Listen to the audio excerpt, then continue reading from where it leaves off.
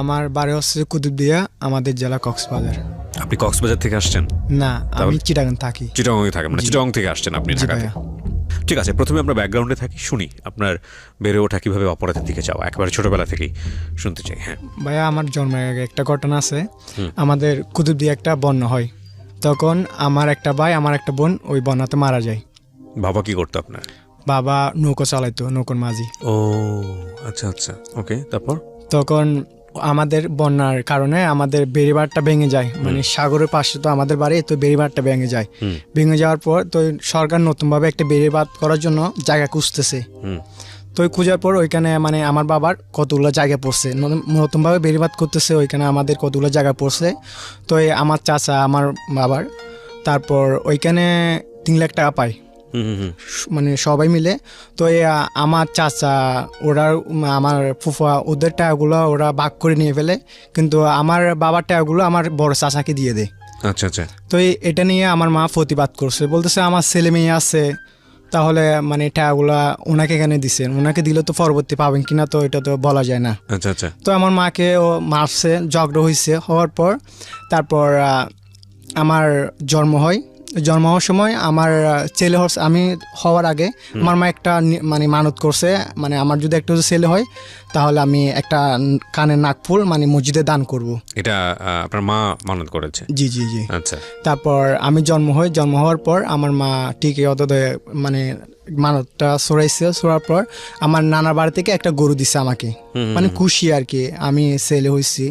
তারপর আমার বাবা কি করছে, গরুটা বিক্রি করে আমার চাচাকে মানে টাকাগুলো দিয়ে দিচ্ছে। টাকাগুলো দেওয়ার কারণ হচ্ছে আমার বড় চাচার বড় মেয়ের বিয়ে হচ্ছে, তখন আমার চাচা থেকে টাকা ছিল না। তারপর আমার বাবা কি করছে, মানে করে মানে গরুটি বিক্রি করে মানে আমার টাকাগুলো মানে আমার চাচাকে দিয়ে দিচ্ছে। তো দিয়ে দেওয়ার পর আমার মা বলতেছে এটা তো আমার ছেলেকে দিছে আমার বাপের বাড়ি থেকে, এটা তো এই গরুটা বিক্রি করার তো আপনার কোনো অধিকার নাই। আচ্ছা। তো আপনি কেন মানে গরুটি বিক্রি করছেন, আর বিক্রি করছেন ভালো কথা, টাকাগুলো কই? তো আমার বাবা বলতেছে টাকাগুলো আমার কাছে আছে। তো আমার বাবা বলতেছে কই, আমাকে দেখান। তো ওইটা দিয়ে মানে এক পর্যায়ে ঝগড়া হয়েছে আমার বাবা মার সাথে। 1 মাস পর আমার মানে ওই ঘটনাকে নিয়ে আমার বাবা মার মধ্যে ডিভোর্স হয়ে যায়।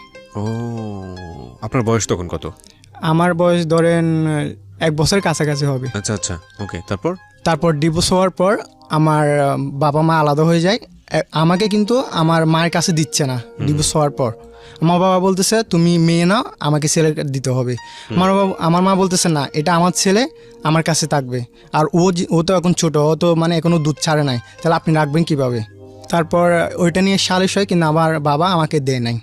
তারপর আমার বোন আমার নানার বাড়ির ওই মানে আমার মার সাথে থাকে, আর আমি আমার বাবার সাথে থাকি। আর একটা কথা হচ্ছে ভাইয়া, আমার নানার বাড়ি আর আমার দাদার বাড়ি একদম পাশাপাশি, মানে মাঝখানে একটা মসজিদ, মানে 1 মিনিট লাগে মানে আমার দাদার বাড়ি আমার নানার বাড়ি আসতে। তো আমার একটা ফুপা আছে, আমার ফুপা আমাকে মানে দুধ খাওয়ায়। ওনার ছেলে ছিল না, ওনার স্বামী মারা যাওয়ার পর ওনার 5টা মেয়ে, তো উনি মানে ওনাকে মানে ওই ডিভোর্স দিয়ে দেয়। ওকে। আমার ফুপাকে, তো আমার ফুপা মানে এখানে থাকে, আমার দাদার বাড়ি থাকে। তো আমার ফুপা আমাকে দুধ খাওয়ায়, তারপর মাঝে মাঝে আমার নানার বাড়ি নিয়ে যায়, আমার মা আমাকে দেখে। তো আমার বাবার মধ্যে ডিভোর্স হওয়ার পর 1 বছর পর আমার বাবা আরেকটি বিয়ে করে। বিয়ে করার পর ওই আমার সৎমাটা আমাকে মানে মানে মোটামুটি আদর করার পর 2 বছর কিনা 1.5 বছর পর ওনার একটা ছেলে আসে। আসার পর দেখতেছি উনি মানে আমাকে ওরকম আদর করে না, মানে আগে যেভাবে আদর করে ওইভাবে আদর করে না, মানে আমাকে কুলো তুলে নেয় না, ভাত খাওয়াই দেয় না। তারপর আমার ফুফো মানে আমাকে ডেকে ডেকে ভাত খাওয়ানোর পর তারপর আমার মা কী করছে, মানে আবার বলতেছে না আমার ছেলে লাগবে। তারপর এটা নিয়ে মানে হয়, সালিশ হওয়ার পর এক পর্যায়ে মানে ওদের মধ্যে কত হয়েছে যে মানে 15 দিন মানে বাপের এখানে থাকবে ছেলে, আর 15 দিন মার এখানে থাকবে। আচ্ছা। তারপর আমার মা বলতেছে না আমার ছেলে মানে আমার কাছে রাখবো। তো তারপর চেয়ারম্যানের সালিশ করার পর আমাকে আমার বাবা দিয়েছে বলতে আমার মা বলতেছে উনি তো আরেকটি বিয়ে করছে, বিয়ে না করলে অন্য কথা, উনি যদি বিয়ে করছে ওনার এখানে ছেলে হয়েছে, তাহলে আমার ছেলে কেন রাখবে? তারপর আমি আমার নানার বাড়ি আসার পর বেশ 2-3 বছর চলে যায়। তারপর আমি আস্তে আস্তে বড় হওয়ার পর একদিন আমি আমার দাদার বাড়ি যাই। আমার দাদার বাড়ি যাওয়ার পর আমার ফুপার ওইখানে যাওয়ার পর ভাত খাওয়ার পর আমার সৎমা বলতেছে মানে ওনার ছেলেটাকে মানে কুলে নেওয়ার জন্য। তো আমি কি করছি ভাইয়া, কুলে নিয়েছি। তো আমার ওই মানে যে সৎ ভাই উনি কি করছে মানে কান্না করতেছে। তো আমি অনেক কুলে নিয়েছি, তো উনি বলতেছে মানে ছেলেকে মানে কুলে নিছ মানে কান্না করতেছে কেন, কান্নাটা থামো। তো আমি বলছি যে আম্মা যে মানে উনি ও তো কান্না করতেছে, তো আমি কি করবো। তো উনি কি করছে মানে ওই ছেলের মানে কাড়ি নিয়ে আমাকে মানে মারছে। জি। মারার পর আমি কাঁদতেছি, তো আমার দাদি বলতেছে যে মানে মারছে কেন, ওইটা নিয়ে ঝগড়া হয়েছে।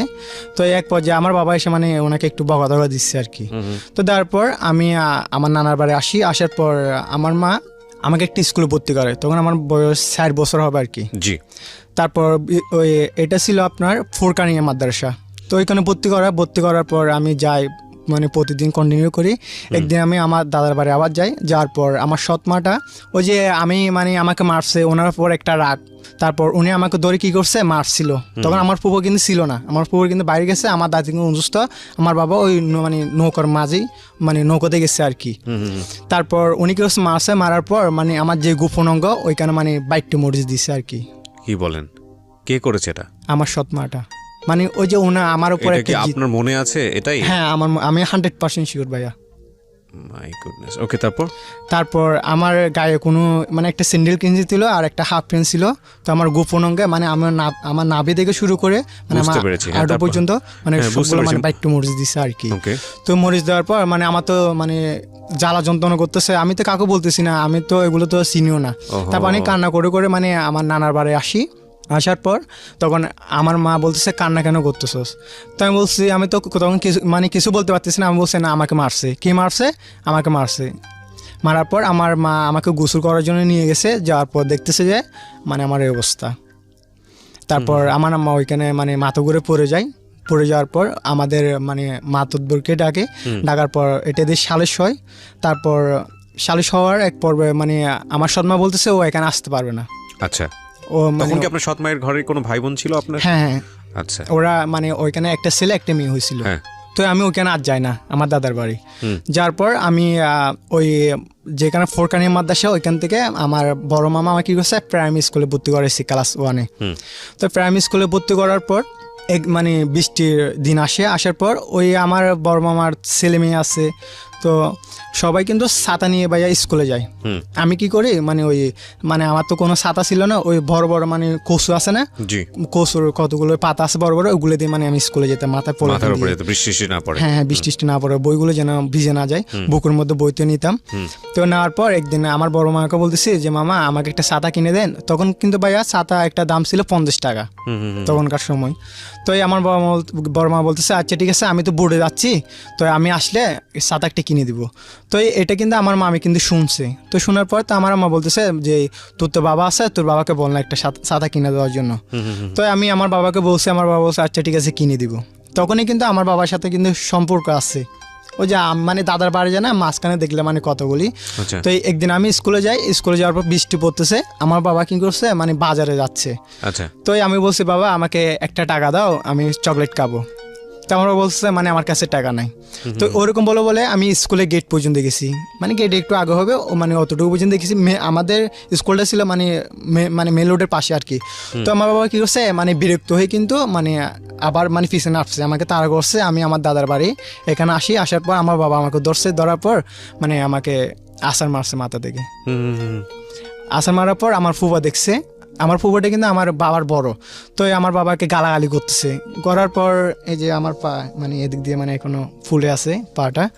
তারপর এটাকে নিয়ে মানে আবার মানে ঝগড়া হয়েছে। তো আমার মা মানে আমাকে মারছে কেন টাকা খুঁজতে গেলি। তারপর আমার মামারা আমাকে গালাগালি করতেছে যে এটা তো তোর বাবা না। তারপর আমার মা আমাকে বলতেছে আর কোনোদিন যাবে না। তো না যাওয়ার পর আমি বড় হওয়ার পর আমি কি করছি মানে আমার পরীক্ষা চলে আসে, ক্লাস 1-এর ফাইনাল পরীক্ষা। আমি কি করছি মানে পরীক্ষা না দিয়ে, আপনি তো তখন আপনার বাবা একটা বিয়ে করে ফেলেছে বুঝলাম, আপনার মা তখন আলাদা থাকতেন। আপনার মা তখন কোথায় থাকতেন? আমার নানার বাড়ি থাকে ভাইয়া। উনিও কি বিয়ে করেছেন তখন? না আমার মা বিয়ে হয়নি, এখনো পর্যন্ত হয়নি। আচ্ছা, তো চলতো কিভাবে, কি করে আপনার ভরণ পোষণ চালাতো? মানে আমার নানার বাড়ি এখানে ওই আমার বড় মামারা মানে নৌকার মাঝি টুকটাক যা দিত তা দিয়ে চলে। হ্যাঁ, আমার মামারা মানে 4 জন আর কি। তো মোটামুটি আমার নানা বাড়ির অবস্থা একটু ভালো ছিল। আমার মা আমার মানে বাবার কাছে থাকা অবস্থায়ও আমার মানে আমাদের ফ্যামিলিটা আমার নানা বাড়ি থেকে চালাইতো। ওই যে আমার বাবা যা টাকা পেতো এগুলো মানে আমার চাচাকে দিয়ে দিই। ওকে, হ্যাঁ, তারপর তো তখন আমি মানে বার্ষিক পরীক্ষা না দিয়ে আমি কিন্তু নৌকা চলে যাই। মানে ছোট মানে ডেঙ্গি আর কি, মানে যেগুলো মানে ওই যে মাছ ধরার জন্য যায় ডেলি, আমি ওইখানে যাই, মানে বইগুলো রাখছিলাম বলতে মানে জাল আছে না, জালের নিচে রাখছি বইগুলো। আচ্ছা। তো রাখার পর আমি নৌকা থেকে আসার পর আমার মা বলতেছে মানে স্কুলে গেছি কিনা, তো আমি কি করছি, আমি বলছি না মা গেছি, আমি স্কুলে গেছি। তো আমার বলছে মানে তোর পরীক্ষার প্রশ্ন কই, তো আমি তো আর পরীক্ষা প্রশ্ন দেখাতে পারতেছি না। তো আমাকে ওদিনকাল অনেক মারছে, মারার পর আমি কি করছি দূরে মানে এদিক দিয়ে চলে আসছি। আসার পর রাত্রে আর ওইখানে যাই না, একটা নৌকা ছিল মানে কুলের মধ্যে, নৌকার গুণ যাওয়ার পর তারপর সকালে আমার মা আমাকে মানে কুচ করতেছে, কুচ করার পর ওই যে আমার ফুফা যে আমাকে ছোটবেলা যে পাশে, উনি কিন্তু আমাকে কিন্তু আবার কিন্তু সকালবেলা কিন্তু ওনার বাসা নিয়ে গেছে, মানে আমার দাদার বাড়ি নিয়ে গেছে। আচ্ছা। নেওয়ার পর আমাকে গুসুসু করাইছে, গুসুসু করার পর আমাকে ভাত টাত দিছে। ওই যে আমার সৎমা বলছে বাদামিকে এখানে কেন নামছেন, ওইরকম বলছে, মানে আমাকে বাদামে বলতেছে, হয়তো ওর তো এখানে আসার কোনো অধিকার নাই। তো আমার ফুয়া বলতেছে হয়তো তোর বাড়িতে আসে নাই, আমার বাড়ি এনে আসছে। তারপর আমার ফুয়া আমাকে গোসল করাইছে, গোসল করার পর আমাকে ভাত খাওয়াইছে, খাওয়ার পর আমি বাসায় আসছি। আসার পর আমি আর ওই বার্ষিক পরীক্ষা দিতে পারিনি, মানে আমি একটা গেছি একটার মধ্যে। ক্লাসের বার্ষিক পরীক্ষাটা? ক্লাস 1 ভাইয়া। ক্লাস 1 ওকে। জি। তো ওইখান থেকে আর মানে প্রাইমারি স্কুলে আমাকে ভর্তি করা নেই। তারপর আমি ওইখান থেকে চলে আসছি। আসার পর আমাকে আবার ওই যে আগে যে মাদ্রাসায় পড়তাম ফরকানি যেখানটায় ছিলাম, তারপর তো ভর্তি করার পর ওইখানে তো আবার খাতা কলম কোনো সিস্টেম নাই, ওইখানে আপনার চক আর ওই বুট। তো আমার নানা আমাকে একটা 25 টাকা দিয়ে একটা মানে বুট কিনে দেয়। তারপর আমি কি করছি একদিন দুষ্টুমি করে মানে মসজিদে, তখন ফোরকানে ছিল মানে মসজিদের মধ্যে, তো আমি একদিন মানে দুষ্টুমি করে ওই মানে ডাব গাছ উঠছিলাম, ডাব পার হয়ে যাওয়ার জন্য। একজন বলতেছে মানে ডাব লাগবে, তো ওই আমার নানা কিন্তু ও মসজিদের সর্দার, মানে মসজিদকে মানে নিয়ন্ত্রণ করে আর কি। তারপর আমি ডাব গাছ উঠছি, উড়ার পর ডাবটা পাঠিয়েছি, তখন আমাকে ওই মানে ওই ভাইয়াটা মানে 2 টাকা দেয়, মানে বলছে এগুলো যে চকলেট খেয়েও। তো আমি কি করছি ওই মানে যখন ছুটি হয়েছে, ছুটি হওয়ার পর আমি দোকানে যাই, দোকানে যাওয়ার পর আমি 2 টাকার মানে চনাবুট নিই। তো চনাবুট নেওয়ার পর তখন আমার মা অসুস্থ ছিল, ওই চনাবুটগুলো নিয়ে আমার মায়ের ওখানে আসি। আসার পর আমার মা আমাকে বলতেছে মানে গেছে কিনা, আমি বলছি হ্যাঁ মা গেছি। তো এই চনাবুটগুলো কিন্তু আমার মায়ের হাতে দিই। তো আমার মা বলছে টাকা কোথায় পাইছে, তো আমি বলছি মা আমি তো মানে ডাব গাছে উঠছি মসজিদে, তো মানে আমাকে ভাইয়াটা মানে 2 টাকা দিছে কিছু খাওয়ার জন্য।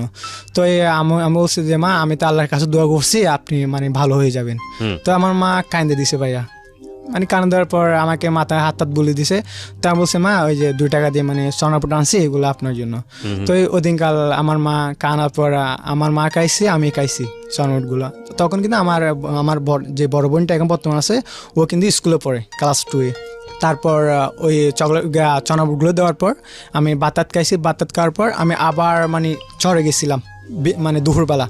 যাওয়ার পর আমি কি করছি মানে আবার ওই যে নৌকায় মানে চলে গেছি মাছ ধরার জন্য। তারপর ওইখানে মানে যাওয়ার পর আমি মাছ ধরতে গেছি, মাছ ধরার পর আসার পর আমাকে মানে খাওয়ার জন্য কতগুলো মাছ দিছে। তো এগুলো আমার নানার বাড়ি আনছি, আনার পর তারপর আমার বড় মামি তো খুশি, মানে ছোট ছেলে মাছ টাছ আনছে। জি। তারপর আমার ওইগুলো রান্না করছে, রাত্রে খাইছি। খাওয়ার পর এগুলো যখন রান্না করছে তখন ভাইয়া আমার মামারও বলছে মানে লেখাপড়া না করে মানে সাগরে কেন গেছে। তো আমি বলছি না মা এমনি গেছিলাম। তারপর মানে ওদিনকার রাত্রিবেলা তারপর আমি ভাত খেতে বসছি, সবাই ভাত খাওয়া হয়ে গেছে, আমি ভাত খেতে বসছি, আমার মা বসছিল, আমার মা বসছে ভাত খাওয়ার জন্য। তারপর আমার মামিও ছিল। তো আমার মামিকে বলছি যে মামি মানে ডেকসি যদি ঝোল থাকে আমার 1 চামচ ঝোল দেন, আমি তো শুকনো শুকনো খাইতেছি। তো আমার মামি বলছে মানে এতগুলো তরকারি কেন লাগে, অথচ ভাইয়া মাছগুলোই কিন্তু আমি আনছি। তো এগুলো কিন্তু আমার মা দেখছে, দেখার পর আমার মা ওইখানে ভাত খাই নাই, উঠে গেছে। উঠে যাওয়ার পর তারপর আমি ভাত খাই, আমার ভাত খাওয়ার শেষে আমি আমার মার রুমে আসি। তখন আমি আমার বোন আমার মা একসাথে থাকি। তো আমার মা আমার বলতেছে যে মানে তোদের তো অনেক কষ্ট, তারপর আমি যদি কোথাও চলে যাই তোরা কি কান্না করবি? তো আমি বলছি মা তুমি কোথায় যাবা, আর তোমার তো যাওয়ার মতো কোনো জায়গা নাই, আর তুমি গেলে আমরা কি করব। তো ওদিনকাল আমার মা আমাদেরকে মানে ওদিনকাল কিন্তু আমার মা সবচেয়ে মনে হয় বেশি আদর করছিল আমাদেরকে, আমি আমার বোনকে সবচেয়ে বেশি আদর করছিল ওদিনকাল। তারপর ফজর বেলা হয়েছিল, দেখতেছি আমার মা নাই। মানে কোথায় গেছে? মানে আমার মা আমার একটা ওই খালার মাধ্যমে চট্টগ্রাম আসে ওদিনকার রাত্রি। আচ্ছা আচ্ছা। উনি কিন্তু ওই আমার মা কিন্তু ফজর আজান দিচ্ছে তখন কিন্তু বেরিয়েছিল, তখন আমার পাশের মানে একটা খালা কিন্তু দেখছে আমার মাকে। তো আমার মা বলতেছে মানে আমি যে যাচ্ছি আমার ছেলে মেয়ের জন্য আমি চট্টগ্রাম যাচ্ছি, তুমি কিন্তু কাউকে বলবা না। ওই মানে এটা আমি লাস্টে শুনতে পাই। আচ্ছা। তারপর সকালবেলা উঠে মানে আমি মানে খুঁজতেছি আমার আম্মাকে, তারপর দেখতেছি আমার মা নাই, তখন কান্না করতেছি। তারপর কান্না করার পর আমার বোনে কান্না করতেছে, কান্না করার পর আমার মা বলতেছে তোর মা কোথায় বাইকে চলে গেছে কারোর সাথে, ওইরকম বলছে। তো বলার পর যাই এরকম। তারপর একদিন কি করছে, ওই যে আমার মা যে চট্টগ্রাম চলে আসছে, আমি কিন্তু এখন কিন্তু আমার দাদার বাড়ি আবার যাই। দাদার বাড়ি যাওয়ার পর মানে নষ্ট একটা গর্ত আছে আর কি, বাথরুমে ময়লা ওইগুলো, মানে বাথরুমে যে ময়লাগুলো আছে ওইগুলো মানে ওই গর্তের মধ্যে জমে আর কি। তো আমি কি করছি, আমার দাদার বাড়ি পশ্চিমে একটা পুকুর আছে, পুকুরে কতগুলো কলা গাছ আছে, তখন কিন্তু আমি কিন্তু ভাইয়া ভাত খাই নাই। তারপর আমি কি করছি, ওই যে খলার থুর আছে না ভাইয়া, এই কলার থুর খাওয়ার জন্য মানে ভাত কানে খিদে লাগছে, তখন ভাবতেছি একটা মানে কলার থুর নিয়ে খাবো। তো আমি কলা গাছে উঠছি, ওটার পর দেখতেছি ভাইয়া মানে কলার থুরটা মানে ভাঙছি, ভাঙার পর দেখছি মানে কলা গাছ সহ মানে আমি সহ মানে ওই পচা গাছটার মধ্যে পড়ে গেছি। আচ্ছা, গাতের মধ্যে পড়ে যাওয়ার পর ওই যে আমার বড় চাচা কিন্তু আবার কিন্তু আমাকে কিন্তু দেখছে, ওই যে উনি আবার ওই কত মানে কচুর শ্বাস করে আর কি জমিনে, উনি আমাকে দেখছে মানে আওয়াজ করছে, দেখছে, দেখার পর এরকম সহন করতে পারতেছি না, আমার মানে গলা পর্যন্ত ঢুকে গেছে আমি। তারপর আমি মানে চিৎকার আছে যে আমার চাচা কিন্তু আসতেছে না, আমার বড় চাচা, ওই যে আমার ফুফু কিন্তু আমাকে কিন্তু দেখছে, দেখার পর আমার দূরে আসছে, আসার পর দেখছে ওই যে বাথরুমে কতগুলো পোকা টোকা থাকে না, লেদা পোকা বলে যে, এগুলো আমার মানে পুরো শরীর হয়ে গেছে। তো এই আমার সৎ মা কেউ ধরতেছে না, আমার চাচা আছে, আমার নিজের বাবা পর্যন্ত আমাকে ধরতেছে না, মানে মানে একটা দুর্গন্ধ বের হচ্ছে। তো আমার ফুফাটা কি করছে, ওই যে ওনার 10 টাকা দিয়ে একটা সাবান আনে, সাবান আনার পর দোকান থেকে আমাকে গোসল করায়, গোসল করার পর আমাকে খাওয়ার পর আমি কিন্তু তখন থেকে কিন্তু আমার দাদার বাড়ি কিন্তু থাকি, আমার নানার বাড়ি কিন্তু তখন কিন্তু কম থাকি, এই যে মাসে 1-2 বার ওইখানে যাই। যাওয়ার পরে কিন্তু রাত্রে চলে আসি, ওই যে আমার দাদির সাথে আর আমার ফুফোর সাথে আমি থাকি। থাকার পর আমার মা একদিন কি করছে, মানে ফোন করছে, ফোন করার পর মানে বলতেছে মানে রুবেল কোথায় আর শাহিনুর কোথায়, আমার বোনের নাম হচ্ছে শাহিনুর। তো আমাকে মানে বলতেছে মানে তোর আমার ফোন করছে, মানে আমাদের ওই নানা বাড়ির মসজিদের এপাশে একটা স্কুল আছে, ওনার থেকে একটা নাম্বার নিয়ে গেছিলো ওই ম্যাডামের থেকে, ম্যাডামের কাছে ফোন করছে। তো ম্যাডাম মানে আমাদেরকে ডাকছে, ডাকার পর আমি তো কান্না করতেছি যে মা তুমি চলে গেছো, এখানে আমাদেরকে তো বার্তা দেয় না। কয়দিন পরে ফোন দিয়েছে? এই 2 বছর কিংবা 2.5 বছর। এর মধ্যে যোগাযোগই করেনি? এর মধ্যে মানে এখানে আসে নাই, তখন তো ভাইয়া ওইখানে মানে মোবাইল খুবই কম ছিল, মানে একদম কম ছিল। আর আমার মা তো, আপনারা তখন কুতুবদিয়াতে? হ্যাঁ, আমি কিন্তু কুতুবদিয়া, আমি আমার মা তখন চট্টগ্রামে। তো এই কল দেওয়ার পর আমি কান্না করতেছি, তো আমার মাকে সবকিছু বলছি যে মা আমি তো এরকম গাঁথার মধ্যে পড়ে গেছি, কেউ ধরছে না। তারপর আমার ফুফা আমাকে মানে পরিষ্কার করছে, আমি তো এখন আমার ফুফার সাথে থাকি, আমার নানা বাড়ি যেল, তো আমার বড় মামি তো আমাদেরকে বর করে। তো আমার মা কান্না করে বলছে যে বাবা কি করবা, তোমার বাবা তো আমাকে তো ছাড়িয়ে দিছে, তো এখন তো কি করবা, কষ্ট করে একটু চলো, আমি যদি এখানে যদি সুযোগ পাই তাহলে তোমাদেরকে এখানে নিয়ে আসবো, আমি তো এখানে তো একটা জব করতেছি। তারপর ওইখানে আমার ওদিনকাল আমার সাথে কথা বলার পর আমার ফুফাকে বলছি যে ফুফা আজকে তো মানে আমার সাথে কথা হয়েছে, আমার আম্মা নাকি চট্টগ্রাম গেছে, সবাই বলতেছে আমার আম্মা কোথায় চলে গেছে। তারপর আমার ফুফা বলতেছে আচ্ছা ঠিক আছে, আবার যদি কল দেয় তখন আমাকে বলবা। আমার ফুফা কি করছে, মানে ওনার নিজের টাকা দিয়ে আমাকে আবার স্কুলে ভর্তি করে, ওই প্রাইমারি স্কুলে ভর্তি করার পর আমি স্কুলে যাই। স্কুলে যাওয়ার পর আমি ক্লাস 1 থেকে 2 উঠছি। তখন কিন্তু ওই যে সবাই স্কুলে গেলে মানে কিছু খাইতো, তখন কিন্তু আমি কিন্তু কিছু খাইতাম না। তখন আমার একটা বন্ধু আছে, ও মানে মোটামুটি আর্থিক অবস্থা ভালো, তখন ও কিছু মানে যখন কিছু খায় তখন আমাকে দিত। তারপর একদিন আমার ফুফার একটা দোকান আছে, মানে ছোটখাটো একটা দোকান আর কি। তো ওই দিনকাল আমাকে দোকানে বসাইছে, বসার পর সকালবেলা দোকানে বসার পর ওই যে বলছিলাম ফোরকানের ছেলেরা তো সকালবেলা তো আপনার ওই যে হেফজোখানা মানে আরবি পড়তে যাই। তো আমার ফুফা বলতেছে তুই দোকানে বস, তুই স্কুলে যাওয়ার আগে মানে আমি তোকে টাকা দিব, তুই কিছু খেতে পারবি। তো আমি দোকানে বসছি, দোকানে বসার পর আমার ফুফা মানে বাসে গেছে, রান্নাবান্না করতেছে, আমি স্কুলে যাব, রান্নাবান্না করতেছে। আমার একটা ফুফুতো বোন আছে, ও কি করছে, দোকানে বসে, ক্যাশে কিন্তু আমাকে কিন্তু বসতে দেয় না, মানে কিছু বিক্রি করলে আমি দিই, ওই টাকাগুলো কিন্তু আমার ফুফুতো বোন নেয়। তো আমার ফুফুতো বোন ওই ওয়াশরুমে যায়, ওয়াশরুমে যাওয়ার পর এখানে দেখতেছি মানে 20 টাকার একটা নোট আছে, আর সবগুলো 2 টাকা 5 টাকা। আমি কি করছি, ওই 20 টাকার নোটটা মানে ওইখান থেকে নিয়ে ফেলছি। আচ্ছা, নেওয়ার পর আমি স্কুলে গেছি, স্কুলে যাওয়ার পর মানে খলা তলা খাইছি, মানে মানে তখন মনে হয়েছে 20 টাকা মানে আমার কাছে 20 লাখ টাকা তখন মনে হয়েছিল, প্রথম চুরি জীবনের প্রথম চুরি। রাইট। তারপর আমি 20 টাকা নিয়ে ওই স্কুলে মানে খলা তলা খাই। তারপর ওই যে আমার যে বন্ধুটা মানে আমাকে খাওয়াই, ওকে কি করছে আমি ওদিনকার খাওয়াই। আচার খাওয়াই, চকলেট টকলেট খাওয়ার পর আমার কাছে কিন্তু 10 টাকা আছে। আসার পর তো আমার ফুফু তখন কিন্তু আমার ফুফাকে যে বলছে আমি কিন্তু জানি না এটা বিষয়টা। তারপর আমি আসার পর আমার ফুফা বলতেছে এই সকালবেলা তো মানে মরিয়ম বলতেছে মানে ওই ক্যাশে নাকি 20 টাকা ছিল, তুই কি কোনো টাকা পয়সা নিছো আমাকে বলতেছে। তো আমি বলছি না, আমি তো কোনো টাকা পয়সা নিই নাই। তারপর এরকম বলে আচ্ছা ঠিক আছে সমস্যা নাই, আমি খুঁজে দেখবো হয়তো বা টাকাটা কোথায় আছে এটা দেখবো। দেখার পর আমাকে বার্তা দিছে আমার ফুফা। দেওয়ার পর আমি শহরের দিক দিয়ে আসি দোকানে। আসার পর আমার ফুফা কী করছে মানে ওই যে জানছে মানে আমার থেকে টাকা ছিল, ওই যে আমি স্কুলে মানে আমার বন্ধুকে খাওয়াইছি, আমি নিজে খাইছি।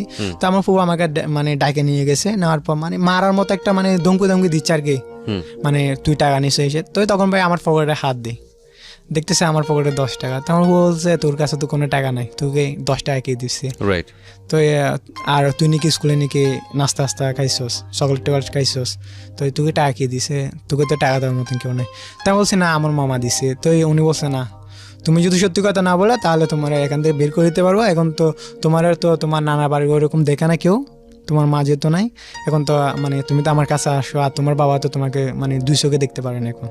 তো আমি বলছি হ্যাঁ আমি 20 টাকা বলে নিছি। তখন কিন্তু ভাইয়া আমার মনে হয়েছে মানে আমার এখন বর্তমানে মনে হচ্ছে আর কি, তখন যদি আমার মা যদি থাকতো, আমার বাবা যদি থাকতো ওই অবস্থায়, ওনাদের যদি টাকাগুলো হতো তাহলে উনি কিন্তু অন্তত মারতো। কিন্তু আমার ফুফোটা আমাকে ওই যে প্রথমে বলছিলাম স্বীকার করে না একটা ধমকে দিয়েছিল, তখন কিন্তু আমি স্বীকার করছি। স্বীকার করার পর আমার ফুফা কিন্তু আমাকে কিন্তু তুই বলে মানে শব্দ করে নাই, যেহেতু ওনার কোনো ছেলে মেয়ে নাই।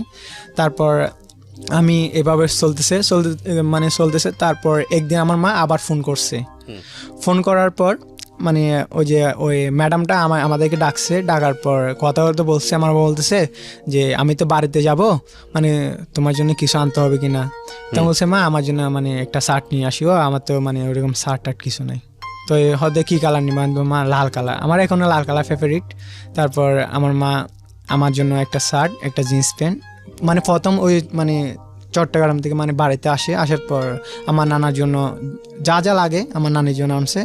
ওই যে আমার বড় মামা মানে আমাদেরকে মোটামুটি দেখতো আর কি, আমার আর মামাগুলো দেখতো না আমাদেরকে ওরকম। তো ওনার একটা ছেলের জন্য যা আনছে আমার জন্য সেম তা আনছে। তারপর আনার পর তো আমার মা তো অনেকদিন পর আসছে, আমাকে টাকা দিছে। টাকা দেওয়ার পর আমি তো অনেক খুশি যে আমার মা মানে অনেক টাকা ইনকাম করছে, ইনকাম করার পর আসছে। তারপর আসার পর আমার মা মানে আবার চলে যাবে, তখন মানে আমাকে বলতেছে যে আপনার কাছে তো আপনার মাও থাকতো না, বাবাও থাকতো না। বাবা থাকতো, আপনি থাকতেন মূলত হচ্ছে মানে আমার ফুফার কাছে আর আমার নানার বাড়ি। আচ্ছা, তাহলে বুঝেন যে ওর ছোটবেলার শৈশবটা কতটা মানে বেদনাবিধুর হতে পারে, বা সিচুয়েশনালিও কতটা আসলে অন্য পরিবারের চেয়ে আলাদাভাবে বড় হচ্ছে। জি বলেন। তারপর ভাইয়া ওই আমার মা মানে চট্টগ্রাম আসার জন্য মানে 3-4 দিন থাকার পর আমাকে বলতেছে না, মানে আবার চলে যাবে। তো আমি কি করছি, ফোরকানি থেকে আসছি। আসার পর আমার মা আমার নানিকে বলতেছে আমি তো কালকে চলে যাব, এখন তো আমি তো জেলে, তো রুবেল তো আমাকে ধরে রাখবে। তো আমার নানিকে বলতেছে, আমি কিন্তু ওই যে ফোরকানিয়া থেকে আসার মানে আরবি শিখতে গেছিলাম, ওইখান থেকে আসার পর কিন্তু আমি কিন্তু জিনিসটা শুনছি। তখন আমার নানি আমার মা কিন্তু খেয়াল করে নাই, ভাত খাওয়ার সময় বলতেছে। তো আমি কি করছি ভাইয়া, ওই যে আমার মা মানে চট্টগ্রাম যেন না আসে ওই জন্য আমার মায়ের যে ওড়নাটা ছিল ওইটা কিন্তু আমি কিন্তু লুকাই ফেলছি। কেন? মানে আমার মা আর আসতে পারবে না। হ্যাঁ, তখন মনে হয়েছিল যে আমি মানে আপনাকে ছেড়ে যাতে না যায় সেটা কথা বলেন। হ্যাঁ, কুতুবদিয়া থেকে যাতে মার ওড়না লুকিয়ে রেখেছেন যাতে মা আপনাকে ছেড়ে না যায় চট্টগ্রামে। জি জি ওকে। তারপর আমার আম্মা ওড়না খুঁজার পর দেখছে পায় নাই। তারপর আমাকে বলছে বাবা মানে আমার তো মানে এই জিনিসটা রাখছি, ওড়নাটা রাখছি, তুমি কি দেখছো? আমি বলছি না মা, আমি তো দেখি নাই। তো হয়তো তুমি যদি দেখে থাকো তাহলে বলো, আমি তো আর যাবো না, একেবারে চলে আসছি এখানে। তারপর আমি বলছি না আমি নেই নাই। তারপর রাতে খাইছি, খাওয়ার পর আমার মা ওই দিনকাল আমার খাওয়া দিছে। খাওয়া দেওয়ার পর আমি সকালবেলা হওয়ার পর আমি আবার ফোরকানি আসছি। আসার পর আমি মানে বাসা থেকে বেরোইছি, আমার মা কি করছে, ওই যে আমার নানার বাড়ির পিছন দিয়ে মানে চলে গেছে অন্য একটা ওড়না নিয়ে। তো আমি আসার পর দেখছি আমার মাকে পাই নাই, তখন আমি কান্না করতেছি। তো চিটাগাং এসে উনি কি করতো ওই সময়টাতে? উনি একটা ইন্ডাস্ট্রি একটা জব করে। কিসে জব করতো? একটা ইন্ডাস্ট্রিয়াল জব। জি। কোনো গার্মেন্টসে কাজ করতো? হ্যাঁ। আচ্ছা, ঠিক আছে, কোনো একটা জব করতো, সুপারভাইজার হিসেবে জব করতো। আচ্ছা, ঠিক আছে। হ্যাঁ, তারপর উনি চলে আসে। আসার পর আমার বোনটা তখন কোথায় থাকতো? আমার বোন মানে আমার সাথে থাকে। আপনার চেয়ে ছোট? না আমার বড় 2 বছরের বড় 2 বছরের বড় ছিল। ওকে জি। তারপর আমার বোন ওইরকম খানা করে না আমার মায়ের জন্য, আমার মা চলে গেছে এখন আর আসবে না ওরকম বলে। তারপর 2-3 দিন চলে যায়, যাওয়ার পর আমার মা ওই যে ম্যাডামের কাছে আবার ফোন করছে।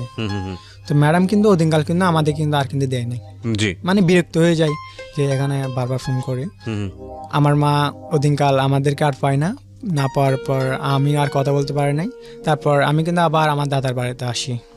তখন থেকে কিন্তু আমার একটা গিনা চলে আসছে যে ওই যে আমি মানে কাজটা গর্তের মধ্যে পড়ে গেছি, আমার বাবা আমাকে ধরে নাই। তো তখন থেকে ভাবতেছি না এটা আমার বাবা না, আমি ওনাকে আর বাবা বলে ডাকবো না। আচ্ছা। তারপর আমার দাদি কিন্তু ওই সময় কিন্তু মারা যায়। ওকে। মারা যাওয়ার পর আমার মার পর আমার দাদি আমার কাছে সবচেয়ে সম্বল ছিল, কারণ কেউ যদি আমাকে যদি মারতো আমার দাদি প্রতিবাদ করতো।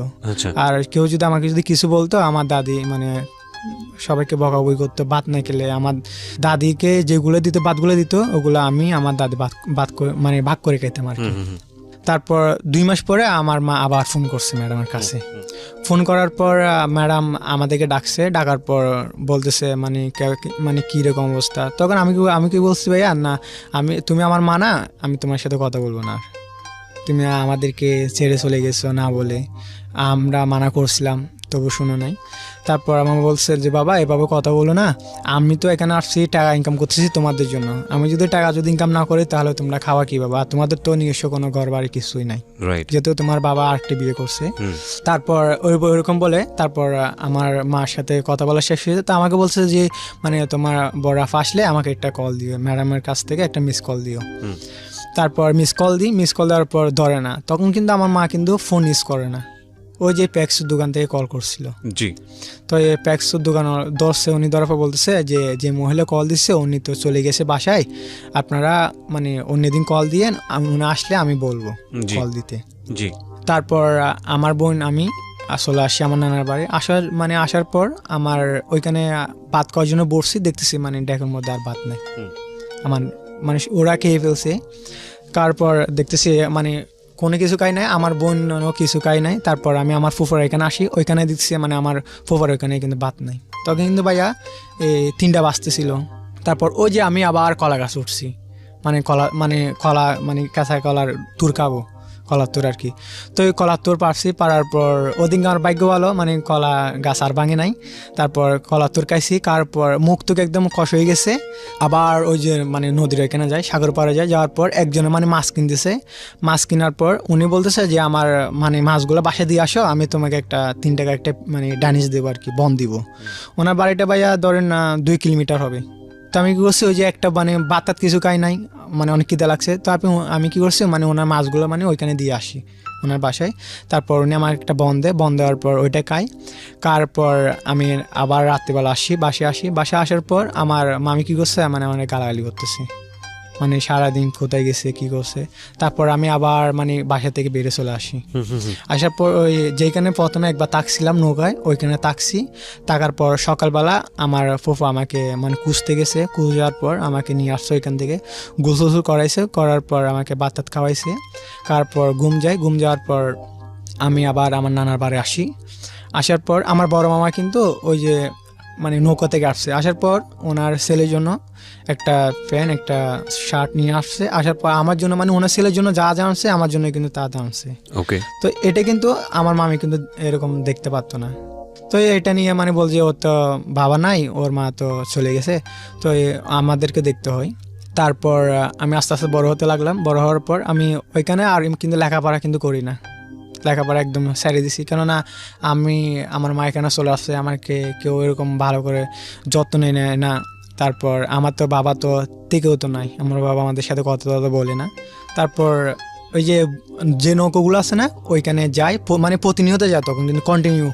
তখন নৌকায় ওই যে মাছ দেয় খাওয়ার জন্য, মাছ আনলে কিন্তু মানে মোটামুটি ভালো করে খেতে পারে। আর মাছ যদি না নিয়ে আসে তাহলে কিন্তু মানে আমার মামি কিন্তু আমাদের কিন্তু মানে একটা বকাতকা যায় আর কি। তারপর এরকম চলতেছে। আমার বয়স যখন 8 থেকে 7 বছর হবে, তখন ওই যে ট্যাগনাপ মানে লবণে মাঠ করার জন্য আমার লোক খুঁজতেছে। তারপর আমি কি করছি, আমার একটা মামা আছে ট্যাংনাপ যাবে, তো আমি ওনাকে বলতেছি যে মামা আমি তো ট্যাংনাপ যাব, আমি এখানে কেউ তো আমাকে এরকম দেখে না, ওইখানে কিন্তু ভাইয়া যাই মানে 6 মাস 7 মাসের জন্য। তো আমি টেকনাফ চলে আসি লবণের মাঠ করার জন্য। আসার পর ওইখানে ওনার কাছে থাকি। তারপর সপ্তাহে মানে আমার থেকে একলা বাসায় থাকতে হতো। একা বাসায় থাকতে হতো? হ্যাঁ, সপ্তাহে মানে আমরা 3 জন থাকতাম একটা বাসার মধ্যে। তারপর মানে সপ্তাহে মানে 2 দিন ওর পালা থাকে, 2 দিন ওর পালা থাকে, মানে বাদটা তো আমার থেকে রান্না করতে হতো। তারপর আমি একদিন কি করছি, মানে বাজার আসি, আসার পর ওইখানে মুভি টুভি দেখি, দেখার পর আমি আবার চলে আসি। আসার পর ওরকম করতে করতে মানে ওইখানে মানে সিজন শেষ হয়ে গেছে, মানে লবণের সিজন শেষ হয়ে গেছে। আসার ওই যে সেনাবাহিনী যে মানে আমাদের বাসার পাশে একটা ক্যাম্প ছিল সেনাবাহিনীর, তো ওই যে সেনাবাহিনীকে দেখতাম, মানে একটা নিজের মধ্যে একটা মানে আসছে আর কি, মানে স্বপ্ন আসছে যে আমি একদিন এরকম হব, সেনাবাহিনী হব। তারপর ওইখান থেকে আসি, আসার পর মানে ওই যে আমাকে, আমি যে ওইখানে যে 6 মাস ছিলাম, আমাকে কিন্তু 5,000 টাকা দিছিল। জি, 5,000 টাকা কাজ কি ছিল আপনার? কাজ ছিল এই যে মানে লবণ, ওই পলিটিন আছে না লবণগুলো, ওইগুলো মানে 12 ভরে দিতাম, তারপর রান্না বান্না করতাম, তারপর বাসায় থাকতাম, এগুলো আর কি। মানে ওরা যা করতো কাজ আমি তা করতাম, কিন্তু আমি ছোট, ওরা বড় আর কি, ওদের মতন করে কাজ কাম করতাম। তারপর ওইখান থেকে আসি, আসার পর আমাকে মানে 6 মাসের মজুরি 5,000 টাকা দেয়। আচ্ছা। তারপর ওই টাকাগুলো কি করছে, আমার নানাকে দিছি। তারপর আমার কিন্তু 2-3 মাস কিন্তু অনেক ভালো ছিল, মানে কেউ ভাত খেলে কেউ কিছু বলতো না, ঠিক টাইমে ভাতটা দিত, সালান টালান রাখতো। রাখার পর আবার ওই যে মানে মৌসুম চলে আসছে, মানে লবণের শ্বাসের আর কি। তখন আমার আফন শাশুতো ভাই কিন্তু লবণের মাঠ করার জন্য টেকনাফ যাবে। যাওয়ার পর উনি গেছে ওইখানে লবণের মাঠটা নিছে। ওইখানে কিন্তু ভাই একটা নিয়ম কি জানেন, মানে আগে থেকে মানে বুকিং দিতে হয় যে, তো উনি যাওয়ার পর বুকিং দিছে। যাওয়ার পর আমি কিন্তু জানি না, ওই যে আমার শাশুতো ভাইয়ের সাথে আমার বাবা গেছে লবণের মাঠ করতে। জি। তারপর ওনারা প্রথমে চলে গেছে, 1 মাস পর আমার শাশুতো ভাই এখানে আসছে। আসার পর একটা লোক লাগতেছে, লোক লাগবে বলতে ওনার আমার শাশুতো ভাই মানে অনেক মানে বড় করে নিছে আর কি, প্রায় 20 কানি নাকি 25 কানি লবণের মাঠ করবে। ওনার 4-5 জন মানে হেল্পার আছে আর কি। জি। তারপর আমাকে বলছে মানে তুই যাবি কিনা, তুই তো এর আগে তো একবার গেছস, যাবি কিনা? তা বলছি হ্যাঁ যাবো। তখন আমার শাশুতো ভাইয়ের সাথে আসি টেকনাফে। আসার পর আস্তে আস্তে আমাদের রাত হয়ে যায়, প্রায় 12টা হয়ে যায়। তখন বাসায় আসি, আসার পর দেখতেছি ওইখানে আমার বাবা, মানে যেখানে দেখার কথা না আর কি, হঠাৎ করে। হঠাৎ তখন মানে আমার মাথাটা ঘুরে গেছে। তারপর আমার শাশুতো ভাইকে গালাগালি করতেছে, ওকে কেন আনছে এখানে। তারপর আমি কিন্তু আমার বাবার সাথে কিন্তু কথা বলি না ওইখানে। তারপর আমার মানে আমাদের বাড়ির পাশে একটা লোক ছিল, তো আমি ওনার সাথে থাকতাম রাত্রে। তারপর মানে ওরকম চলে যায় 2-3 মাস যাওয়ার পর আমি কিন্তু আবার কিন্তু ওই যে বাজারে যাই, মূলত মেশিনের মালপত্র, তারপর আপনার কারেন্সি, এগুলো, তারপর বাজার তাজা যা লাগে ওগুলো আমি কিন্তু নিয়ে আসতাম। আমার কিন্তু ওখানে কিন্তু কোনো কষ্ট করতে হতো না, মানে ভাতটা তো কোনো কিছু রাঁধতে হতো না, আর মানে কোনো কিছু করতে হতো না। ও দুপুরবেলা হলে জায়গায় জায়গায় মানে মানে ভাতগুলো দিয়ে আসতাম আর কি। তারপর একদিন আমার বাবা বলতেছে মানে এখান থেকে চলে যেতে। তো আমি বলছি আচ্ছা ঠিক আছে, আমি কেউ যদি এখান থেকে যদি বেড়াতে যায় তাহলে আমি ওদের সাথে চলে যাব। ওই যে আমি যে আমার বাবার সাথে থাকি, আমি তখন কিন্তু আমার বাবা কিন্তু আমি যে 2-3 মাস ছিলাম ওইখানে আমার বাবার সাথে, আমার বাবা নিজ পকেট থেকে আমাকে মনে হয় 2 মাসে একটা টাকা মনে হয় কিছু কিনে দেয় নাই। ওই আমার নানার বাড়ির পাশে একটা মামা আছে, উনি বাজারে গেলে আমাকে নিয়ে যেত, নিয়ে যাওয়ার পর উনি যা খেত আমাকে দিত। তারপর ওই যে আমার চাচাতো ভাই যার মাধ্যমে গেছি, একটা জিনিস আমরা বুঝতে পারছি প্রিয় শ্রোতা, খণ্ড খণ্ডভাবে ওর শৈশব জেনে, সেটা হচ্ছে যে ও যে সিচুয়েশনে বড় হয়েছে সেখানে আসলে পিতৃ আদর ছিল না, মায়ের আদর ছিল না। একটা কথা বলে যে আসলে এ বাড়ি তো ও বাড়ি, এই ঘর তো ও ঘর, না আছে গাইডেন্স, না আছে মনের শখ পূরণ। ছোট একটা বাচ্চা সে কোনো লজিক বুঝবে না, কিন্তু এই ধরনের বাচ্চাদের সাধারণত যেটা হয় অনেক কষ্ট নিয়ে বড় হয়, কিন্তু অনেক বেশি রিয়েলিস্টিক হয়। তো ওর শৈশবটা আসলে অনেক নিডি একটা শৈশব, ঠিক আছে? মায়ের স্নেহ, বাবার স্নেহ কোনো কিছুই সে ঠিকমতো পায়নি, বরঞ্চ যেসব ঘটনা ওর জীবনে ঘটেছে 19 বছরে, এগুলো তো আসলে এই চোখ বন্ধ করলে কিছুদিন আগের ঘটনা ওর জীবনে। সেই রকম একটা শৈশব থেকে ও আসলে কোন ধরনের অপরাধের দিকে গেছে সেই জায়গাটা একটু নিয়ে আসা। এবং একই সাথে আপনাদেরকে একটা কথা বলতে চাই যে ওকে আমরা আজকে কেন সিক্রেটসে নিয়ে এসেছি এই ভুলটা বা এই অপরাধটা স্বীকার করানোর জন্যে, সেটা হচ্ছে যে ও যে অপরাধটা করেছে বা যে ভুলটা করেছে সেই ভুলটা কতটা ভাইরাল হলে, কতটা মানে কি বলা যেতে পারে স্ট্রেংথ থাকলে যে সমাজের এই শ্রেণীর একটা মানুষ বা এই শ্রেণীর একটা ছেলের কাছেও এই ভুলটা যেতে পারে, and it's one kind of digital অপরাধ। আমি মনে করি ডিজিটাল অপরাধ এই কারণে যে কারণ এটা এই অপরাধ করতে হলে ইন্টারনেট লাগে, এই অপরাধ করতে হলে আরও অনেক কিছু লাগে। আমরা একটু ধীরে ধীরে ওর কাছে সেই জায়গাটাতেই যাব। জি বলুন। তারপর ভাইয়া তারপর ওই যে আমি যার মাধ্যমে ট্রেন আপ গেছি আমার শাশুড়ো ভাই, উনি কিন্তু আমাকে কিন্তু একটা কিন্তু বাকি দোকান দিছে যে আমি বাজারে গেলে ওইখানে খাবো, টাকাগুলো উনি দিবে। তারপর ওনার কথা ছিল মানে 10 টাকা খেতে।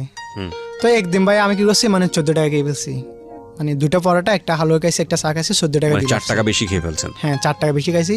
তো উনি ওইখানে বাসায় এসে কিন্তু গালাগালি করতেছে আমাকে, মানে 4 টাকা এখানে বেশি খাইছে। তারপর উনি আমাকে পাঠা দিছে, পাঠা দেওয়ার পর ওই আমি কিন্তু 3 মাস ওইখানে ছিলাম। পাঠা দেওয়ার পর আমাকে কোনো টাকা পয়সা দেয় না। আমার শাশুড়ি বাসায় চলে আসি, আমাকে একটা লুঙ্গি আর একটা শার্ট দেয়। ওই শার্ট আর লুঙ্গি নিয়ে আমি ওই দিনকাল আমার নানার বাড়িতে আসি। আসার পর ওই যে আমি যে গেছিলাম আমার শাশুড়ি ভাইয়ের সাথে, আমি কিন্তু কাউকে বলে যাই নাই, শুধু আমার শাশুড়ি ভাই আর ওই যে আমার বাবা আর ওইখানে যারা থাকে ওরা জানতো, আর কেউ জানতো না। তো আমি আসছি, আসার পর আমার নানা কান্না করতেছে, মানে মনে করছে আমি কোথায় হারিয়ে গেছি বা কোথায় চলে গেছি। তারপর আমি সব কিছু বলছি, বলার পর বলছে মানে টাকা পয়সা দিছি কিনা। তাই আমি বলছেন আমাকে কোনো টাকা পয়সা দেয় না, একটা লুঙ্গি আর একটা শার্ট কিনেছে। তো এই লুঙ্গিটা ভাইয়া অনেক ছোট ছিল, মানে আমার পছন্দ হয়েছে নিয়েছি, কিন্তু লুঙ্গিটা অনেক ছোট, মানে আমার চাইতে অনেক 2-3-4 বছরের ছোট ছেলের লুঙ্গি। তারপর আমি নিয়েছি, তো নেওয়ার পর আমার বলতেছে যে এক বৃহৎ একটা লুঙ্গি, এটা কি কিনে দিছে। তারপর ওইগুলো কিন্তু বাইরে ফেলা দিছে লুঙ্গিটা। আচ্ছা আমার নানা। তো ফেলে দেওয়ার পর আমি ওইখান দিয়ে নিছি, নেওয়ার পর আমি পড়তেছি। এরকম করতে করতে আমার মা, মানে আমি যে ওইখানে গেছি টার্ন আপ গেছি, ওইখানে মাঝখানে কিন্তু আমার মা কিন্তু অনেকবার কল দিচ্ছে, আমাকে পায় না, আমার বোনের সাথে কথা বলছে। তারপর একদিন আমার মা কল দিচ্ছে, আমার মায়ের সাথে কথা বলছি, মানে এতদিন কোথায় ছিলাম, কি করছি, কোথায় গেছি, তো আমি সব কিছু বলছি। তো আমার মা কিন্তু মানে আমাকে গালাগালি করতেছে যে যেখানে মানে তোর বাবা তোদেরকে দেখে না, তো তোর বাবার সাথে কেন গেছিস। আমি বলছি না মা, আমি তো মানে যাই না, আমি ওই নাজাম ভাইয়ের সাথে গেছি, তো ওইখানে যে আমার বাবা আছে তখন তো আমি তো জানতাম না, তো আমি এখান থেকে চলে আসছি। আমি এরকম চলতেছি। আমার মা কিন্তু ওই যে আমাদের জন্য আমার কিন্তু টাকা পাঠায়, 1 মাস বাদে বাদে টাকা পাঠায়। আর আমার একটা মানে আমার নানার বাড়ির পাশে আমার একটা নানা আছে, উনি একটা মোবাইল ইউজ করে, ওনার কাছে সপ্তাহে মাসে ওরকম হয়তো বা 2-3 দিন পর পরে কল দেয়, আমাদের সাথে কথা বলে। তারপর এরকম ভাইয়া চলতেছি। তো একদিন আমার মা ফোন করে বলতেছে মানে আমাদেরকে, মানে আমার মায়ের কাছে বেড়ানো, মানে দেখতে আসার জন্য আমার মায়ের কাছে। তারপর আমি আমার বোন এখানে চট্টগ্রাম আসি প্রথম। জি আমাদের সাথে আমার একটা মামাতো বোন আছে, আমার বড়, আমার মানে বোনের বয়সে, ও সব আসে 2009 সালে আসি চট্টগ্রামে। ওকে। আসার পর আমার মা আমাদেরকে রিসিভ করার জন্য আসছে। আসার পর 2009 সালে আপনি কি তখন পড়াশোনা বন্ধ করে দিয়েছেন নাকি পড়ছেন তখন আপনি? আমি ওই যে ক্লাস 2 এ পড়ছিলাম, এরপর আপনি আর ওইখান থেকে পড়ে নাই, এই এখান থেকে বন্ধ, ওইখান থেকে আর কি। কারণ আমাকে তো কেউ দেখতেছে না ওই জন্য। তারপর আমার মাকে সালাম টালাম করছি, তারপর আমার মা জড়ে ধরে এখানে কান্না করছে, আমি কান্না করছি। বাসায় আসি, আসার পর তারপর আমার মাকে বলছি মা মানে পিঠা খাবো, মানে যেদিন আসছি মানে ওই দিনকে বলছি মা অনেকদিন পিঠা খাই নাই, মানে পিঠা খাবো আর কি। তো আমার মা বলছে মানে কি পিঠা, তো বলছে পাক্কুম পিঠা মানে খাওয়ার জন্য ইচ্ছা করতেছে। তো ওই দিনকাল আমার মা বলছে যে আমার কাছে তো কোনো টাকা পয়সা নাই, স্যালারি পাই নাই মাসের শেষ দিকে আর কি। তো আমার মায়ের একটা ওই যে খানার একটা দুল ছিল, তো ওই খানার দুলটা কি করছে মানে বিক্রি করে দিছে।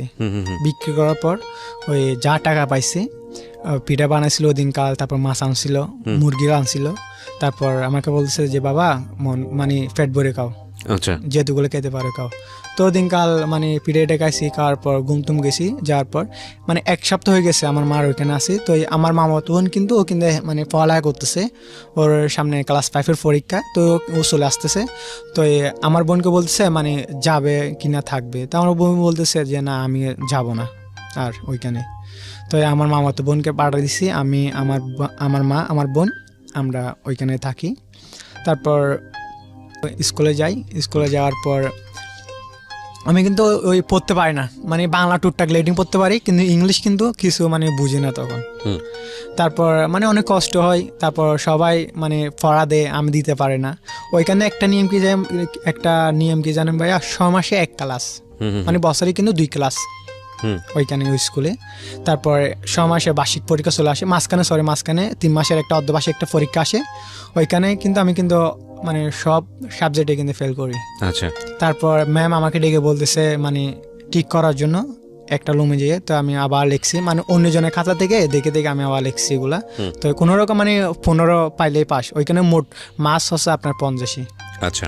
মানে কোনো রকম 15 মানে তুলছি, তোলার পর ওইখানে মানে ক্লাস 6 থেকে 7-এ উঠছি। ওঠার পর আমার মা কি করছে, একটা ফুলের দোকান আমাকে মানে দিয়ে দেয় আর কি, মানে এখানে জব করার জন্য। জি। আমি ওইখানে ফুলের দোকানে জব করি। তখন কিন্তু 2009 সাল মানে শেষ হবে, 10 সাল আসবে। ওই ফুলের দোকানে মানে জব করি। তো তখন কিন্তু আমার কিন্তু বেতন ছিল মাত্র 500 টাকা। আচ্ছা। আমাদের ফ্যামিলিটা মানে মোটামুটি তখন বলতে গেলে মানে অনেক সুখের একটা পরিবার ছিল আর কি। তারপর ওইখানে চাকরি করি। তারপর আমার মা এদিক যে জব করে, আমার বোনের জব করে। তারপর আমার পরীক্ষা আসার পর আমি পরীক্ষা দিই ক্লাস 7-এ। ওইখানে কিন্তু আবার কিন্তু ক্লাস 7-এ কিন্তু আমি ভালোভাবে মানে সব বিষয়ে পাস করছি। পাস করার পর ক্লাস 8 উঠছি। 8 হওয়ার পর আমার কিন্তু কোচিং করতে হবে। আবার ওদিক দিয়ে কিন্তু আমি কিন্তু দোকানে কিন্তু থাকি, রাতে কিন্তু পড়তে পারি না। ওই দোকানে মানে বই নিয়ে আসার পর ওইখানে পড়ি। আর ইংলিশ তো টোটালি জানি না বলতে গেলে। তখন আমার একটা পরিচিত একটা মামা ওই দোকানে আসে, উনি কিন্তু সিটাং বাস সিটিতে পড়ে। তো আমি মামাকে বলছি, মামা যে আমার তো সামনে ক্লাস 8-এর পরীক্ষা, তারপর আমি তো কিছুতে জানি না মামা, তো আমাকে কিছু শিখাবেন আর কি। তো মামা বলছে আচ্ছা সমস্যা নাই, তুমি ফ্রি থাকলে দোকানে বই নিয়ে আসিও, আমি তোমাকে শিখাবো। আচ্ছা। তারপর আমি ওইখানে মানে মামার সাথে মোটামুটি আমাকে হেল্প করে। তারপর ওই যে আমি যে দোকানে চাকরি করি, ওই যে আমি বিয়ে বাড়িতে যাই স্টেজ সাজানোর জন্য, ওইখানে যদি কোনো একটা কিছু যদি আপনার যদি হারিয়ে যায়, কেসি, তারপর সাধারণত আমরা তো মানে টিস্যু কাপড় ইউজ করি, টিস্যু কাপড় এগুলো যদি কেউ যদি চুরি করে নিয়ে যায়, তখন মালিকে কিন্তু দোষ দিত আমাকে বলছে মানে এগুলো তুই কাকে বিক্রি করে ফেলছিস। 2 বছর কিন্তু ওইখানে চাকরি করি। 2 বছর হয়ে গেছে আমার চাকরির টাইম, আমার কিন্তু 1 টাকা দেয় নাই। ওই যে মানে প্লাস মাইনাস মানে 1 বছর শেষে দেখতেছি মানে আমি নাকি বেতন পাচ্ছি মাত্র 2000 টাকা। তারপর আমি মামাকে বলতেছি যে মামা আমি তো এগুলো করি না, এগুলো তো মানুষ তো শুরু করে নিয়ে যায়, আর এগুলো তো আমার কষ্টের টাকা, তো আপনি একটা কাজ করেন, আমি আপনার দোকানে থাকবো না, জি আপনি আমাকে বিদায় করে দেন। উনি বলছে না, দোকানে থাকতে হবে। উনি কিন্তু আবার মামাটা কিন্তু ওইখানে স্থানীয় মানে একটু মোটামুটি একটু হেডামল আর কি, মানে প্রভাবশালী। তারপর উনি বলছে না, এখানে আমার দোকানে থাকতে হবে, আমার দোকানে যদি না থাকলে তাহলে চিটাগাং থাকা যাবে না। আচ্ছা। তো আমার মা কিন্তু বলতেছে যে না ওনার দোকানে থাকো। আমার মা কিন্তু ইচ্ছা আছে মানে আমি ওইখানে থাকি, তো বলছে না আমি এখানে থাকবো না। তারপর আমি ওইখান থেকে চলে আসি, মামার দোকান থেকে মানে একেবারে বের হয়ে যাই। ওই দোকান থেকে বের হয়ে যাওয়ার পর আমি ওইখানে আর চাকরি করি না 1 বছর। তারপর আমি আবার কিন্তু ট্যাংনাপ চলে যাই ডাইরেক্ট। ট্যাংনাপ চলে যাওয়ার পর ওইখানে মানে 15,000 টাকা দিয়ে আমি মানে যাই, 3 মাসে কন্ট্রাক্ট। তো আমি ওইখানে 1 মাসে যাওয়ার পর বাইরে দেখতেছি ওইখানে মানে অনেক জঙ্গলের ভিতরে থাকতে হয়, বাসাটা অনেক জঙ্গলের ভিতরে। তারপর ওইখানে আমি ডাইরেক্ট মামাকে ফোন দিই, ওই যে মামার কাছে ফুলের দোকানে চাকরি করতাম ওনার কাছে কল দেওয়ার পর উনি বলতেছে মানে আমার দোকান থেকে চলে গেছে, আমার এখানে কল দিছে। তো আমি বলছি না মামা, আমি এখানে আসছি, আমি আপনার দোকানে আবার চাকরি করবো। আচ্ছা, আবার ফিরে আসেন? হ্যাঁ, আবার ওইখান থেকে ডাইরেক্ট চলে আসছি। উনি আমাকে বিকাশে 500 টাকা পাঠায়, আমি ওইখান থেকে ডাইরেক্ট চট্টগ্রামের মানে চলে আসেন। হ্যাঁ, তারপর ওইখান থেকে ডাইরেক্টলি চট্টগ্রাম আসি, মামা টাকা পাঠাইছে, এসে আবার ওনার দোকানে থাকি। তারপর ওই যে আমার যে পরীক্ষাটা খারাপ হয় ইংলিশ পরীক্ষা, ওটা আমি আবার দিই। দেওয়ার পর আমি ক্লাস 9-এ পড়ি একটা স্কুলে। তারপর চলার পর মাঝখানে আমার একটা মামাতো বোনের বিয়ে চলে আসে 2018 দিকে। তারপর আমি ওই মামাতো বোনের বিয়েতে আসি, ওই যে যার কাছে ফুলের দোকানে চাকরি করি উনি, আমার মা, আমি আসার পর আমাদের দোকানের ভিডিও ক্যামেরা, DSLR সব কিছু আমি নিয়ে আসি আমার মামাতো বোন ওইখানে, মানে আমাদের ওইখানে তো আছে পরে আছে, সবগুলো আমার পক্ষ থেকে দিচ্ছে আর কি। তো ওইখান থেকে মানে আমার মামার একটা বন্ধুর একটা ভাইয়ের মানে ভাজি বল আর কি, উনি কিন্তু ওই এখানে বিয়েতে আসার পর গায়ে হতে ওই মেয়েটার সাথে আমার সাথে কোনো কথা হয় না। তারপর বিয়ের দিন দুলা আসার আগে বরকে বরণ করার জন্য মানে কতগুলো কাঁচা ফুল লাগবে। তো আমাদের কুতুব দিয়ে তো কোনো কাঁচা ফুল নেই, ফুলের দোকান বলতে না এখানে। বর আগমনের জন্য কক্সিটের উপর কতগুলো মানে নাম লাগবে, ওগুলো কেনার জন্য আমি মানে এখানে আসি, বাজারে আসি, আসার পর ওই মেয়েটা দেখতেছে মানে আমাকে ফলো করতেছে, মানে আমি কি করতেছি না আমাকে ফলো করতেছে। আমি কিন্তু জিনিসটা বুঝি নাই প্রথমে। তো আমি আসি, আসার পর দুপুরে ওদিনকাল মানে শুক্রবার ছিল বিয়েটা, আমি দুপুরে গোসল করছি, করার পর মসজিদে যাব, তখন মানে আমি যেদিকে যাই ওদিক দিয়ে মানে মেয়েটা আমাকে একটু খেয়াল করে আর কি। তারপর আমি মসজিদে যাই, মসজিদে যাওয়ার পর মসজিদে নামাজ পড়ে আসি, আসার পর ওই বর আসছে, আসার পর ওই যে মেয়েটা আমাকে ফলো করে ও কিন্তু বরকে রিসিভ করার জন্য যায়। তো আমি ভিডিও ক্যামেরায় ছিলাম, তো আমি যখন মানে ভিডিও করতেছি তখন ও মানে আমার দিকে মানে থাকা একটু মুশকে হাসার পর আমি একটু বুঝতে পারতেছি যে হয়তো মেয়েটা মনে আমাকে পছন্দ করে। তারপর বর আসার পর তো ওইখানে কী করছি, মানে একটা বড় ভাই ছিল ওই কুতুব ওইখানে ভিডিও করে, তো ওনাকে দিয়ে দিচ্ছি। তারপর আমি স্টেজ সাজাইছি, স্টেজের মধ্যে আমরা কিন্তু বরকে কিন্তু ধরছি মানে টাকার জন্য আর কি। জি। তো ওইখানে টাকা পাই প্রায় এই 1,000-1,500 টাকা পাই আর কি। তারপর বিয়ের ওই বরকে লিস্ট পড়ার পর টাকা পাওয়ার পর বরকে মালা পরানোর জন্য মানে স্টেজ উঠবে। তো মেয়েটা আমাকে বলছে আপনার থেকে উঠতে হবে। ওঠার পর আমি বলছি না আমি উঠবো না, আপনারা ওঠেন। উনি বলছে না উঠো। তো এক পর্যায়ে উঠি, ওঠার পর তো মেয়েটার সাথে আমার সাথে কথা হয়, কানে কানে কথা হওয়ার পর মেয়েটা একটা টিস্যু নেওয়ার পর মুখটা পূজার পর আমাকে দেয়, আমি মুছার পর মেয়েটা হাত থেকে টিস্যুটা নেওয়ার পর ওর মানে ব্যাগের মধ্যে রেখে দেয়। রাখার পর ভাত দেয় মানে বরকে ভাতটা দেওয়ার পর মেয়েটা বলছে মানে আমার পাশে বসো খাও। তো বলছে না এখানে খাবো না। তো ওইখান থেকে চলে যায়, মানে সব কিছু মানে খাওয়া দাওয়া শেষের পর মানে আঁকতে পড়াবে, তখন মেয়েটা আমার পাশে আসার পর আমি বলছি আপনাকে একটা কথা বলবো। তো মেয়েটা বলছে না মানে এখন কিছু বলতে হবে না, মানে পরে বলবা। তারপর আমি বলছি হ্যাঁ ঠিক আছে সময়। আমি ওখান থেকে বের হয়ে গেছি, বেরোয়ার পর মেয়েটা আমাকে খুঁজতেছে, খোঁজার পর পাই নাই। আমার মামাতো বোনকে বিদে দিছি, বিদে দেওয়ার পর মেয়েটা যাওয়ার সময় আমার থেকে মানে ফুল নম্বরটা চাইছিল, কিন্তু আমি দিই নাই। লাস্টে কী করছে আমার একটা মামাতোনের মাধ্যমে আমার নম্বরটা নেওয়ার পর ফোন দেয় আমাকে, বলছে আমি বলছি কে, ও বলছে দে আমি তিশা। তো বলছি কোন তিশা, ওই যে বিয়ে বাড়িতে আপনার সাথে কথা বলছি তিশা। তারপর আমি যে ঠিক আছে সমস্যা নেই, কথা তো বলার পর ওকে দেখতে যাই। ও যখন স্কুলে যায় তখন কিন্তু আমি কিন্তু ক্লাস 9 মানে তখন আমি ক্লাস 9-এ পড়ি।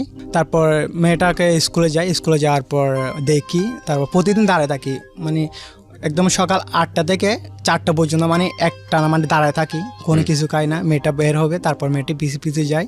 তারপর ওইখান থেকে চট্টগ্রাম আসি ডাইরেক্টলি। জি। আসার পর ওইখানে ফোনে কথা হওয়ার পর মাঝখানে আমি মেয়েটাকে প্রপোজ করি, কিন্তু মেয়েটা অ্যাকসেপ্ট করে না। তারপর এরকম বলতে মেয়েটা বলছে না ফ্রেন্ডলিভাবে কথা বলবো। তো আমি বলছি হয়তো ফ্রেন্ডলি বললে তো আমাকে আগে বলতে পারতো, তুমি মানে তোমার কথাবার্তা রাখতেছ না, আমার সাথে রিলেশন করবা, ওই জন্য তো মানে আমি তোমাকে প্রপোজটা করছি। তো এই মেয়েটা এক পর্যায়ে মানে রাজি হয় না। তখন আমি কিন্তু বলতেছি তুমি যদি মানে অ্যাকসেপ্ট না করো তা আমি ঘুমের ওষুধ খাবো, মেয়েটাকে বলতেছি। তো এই মেয়েটা বলতেছে হয়তো কেন আমার কোনো কিছু যায় আসে না, এরকম বলছে। বড় ফল রেখে দিচ্ছে, মানে রেখে দেওয়ার পর আমি ঘুম ওষুধ খাই 5টা, কিন্তু আমি মেয়েটাকে বলছি আমি 22টা ঘুমের ওষুধ খাইছি, মানে একটু গ্যা করার জন্য আর কি, আমার প্রতি দুর্বল করার জন্য। 5টা খাওয়ার পর মানে একদিন চলে যায়, তারপর দিন বিকালবেলা উঠি ঘুম থেকে। ওটার পর আমরা বলছি কী হয়েছে, আমি বলছি না একটু মাথা ব্যথা করছিল, ওই আমার মতো মানে জবে চলে যায় সকালবেলা। তারপর আমার আসার পর বলছি কী হয়েছে, আমি না কিছু হয় না, একটু খারাপ লাগছে তাই ঘুমিয়ে গেছি। আচ্ছা। তারপর মেয়েটা বলতেছে আচ্ছা ঠিক আছে, তুমি যেহেতু বাড়িতে আসবা জানুয়ারির দিকে, তাহলে আমাদের তো মানে বিদে অনুষ্ঠান এসএসসি পরীক্ষার্থী, মানে তোমার মোবাইলটা নিয়ে আসিও আর তোমাকে দেখবো, মেয়েটা বলতেছে। তো আমি বলছি আচ্ছা ঠিক সমস্যা নাই। তো মেয়েটাকে দেখতে যাই, তো এই দেখার পর আমি আমাদের ফুল দোকান থেকে একটা গোলাপ ফুল নিয়ে যাই মেয়েটার জন্য, মানে দিব। তারপর চকলেট নিয়ে যাই, আমি দিতে পারি নাই, আমার মামাতো বোনের মাধ্যমে দিই। দেওয়ার পর মেয়েটা আমাকে বলতেছে চকলেটগুলো তো হয়তো এখানে পাওয়া যায়, এগুলো কি চকলেট আনছো আমাকে বলতেছে। তো বলছে না যা পাইছি তা আনছি আর কি, ওরকম বলে। তারপর ওইখান থেকে চলে আসি। আসার পর একদিন আমি বলছি তুমি যদি আমাকে ভালো না বাসো তাহলে আমি কিন্তু সত্যি কিন্তু আমি আবার কিন্তু মরে যাব। তো মেয়েটা বলতেছে না, আমি আবার 5টা ঘুম ওষুধ খাই। ঘুম ওষুধ খাওয়ার পর আমি কিন্তু মেয়েটার সাথে কিন্তু একটু অভিনয় করছি, আমি আজও বললে না, আমি আজকে স্বীকার করতেছি, আমি কিন্তু বোবাদের মতন করে কথা বলি। তো আমি বলছি দেখো আমি লোবেল না, আমি লোবেলের ফ্রেন্ড, অথচ কিন্তু আমি কিন্তু কথা বলতেছি মেয়েটার সাথে, মানে গলার মাঝখানে টিভিতে আমি বলছি আমি লোবেল না, আমি লোবেলের ফ্রেন্ড, লোবেল মানে মারাত্মক অসুস্থ, ও পাগলামি করতেছে, তুমি যদি ভালো যদি না বাসে থাকো তাহলে বলো, আর যদি ভালোবাসলে বলো। তো মেয়েটা এক পর্যায়ে খাই দিদি ওদিনকার রাত্রে। আমার কিন্তু মানে নিজের মধ্যে কিন্তু কানা চলে আসে, কিন্তু ও কিন্তু বুঝতে পারে বলে কিন্তু আমি কিন্তু কানাটা কিন্তু চাপে রাখি। রাখার পর মেয়েটা আমাকে বলতে আচ্ছা ঠিক আছে ওকে দাও। তো আমি ও করে কথা বলি, মানে মানে আমার মুখ দিয়ে মানে ওই বোবা যেরকম কথা বলো ওরকম মানে কথা বের করি।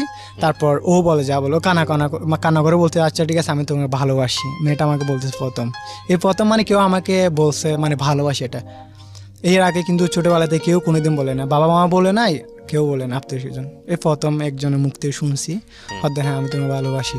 তা বলছে না এরকম বললে হবে না, আই লাভ ইউ বলো। তো মেয়েটা বলছে, বলার পর আমি ওদিনকাল অনেক খুশি। তো একদিন আমি ধরা খেয়ে যাই মেয়েটার হাতে। তারপর মেয়েটা ওদিনকাল ধরা খাই, আমার বন্ধু সে যে কথা বলি কিন্তু মেয়েটা বুঝতে পারি এটা আমি।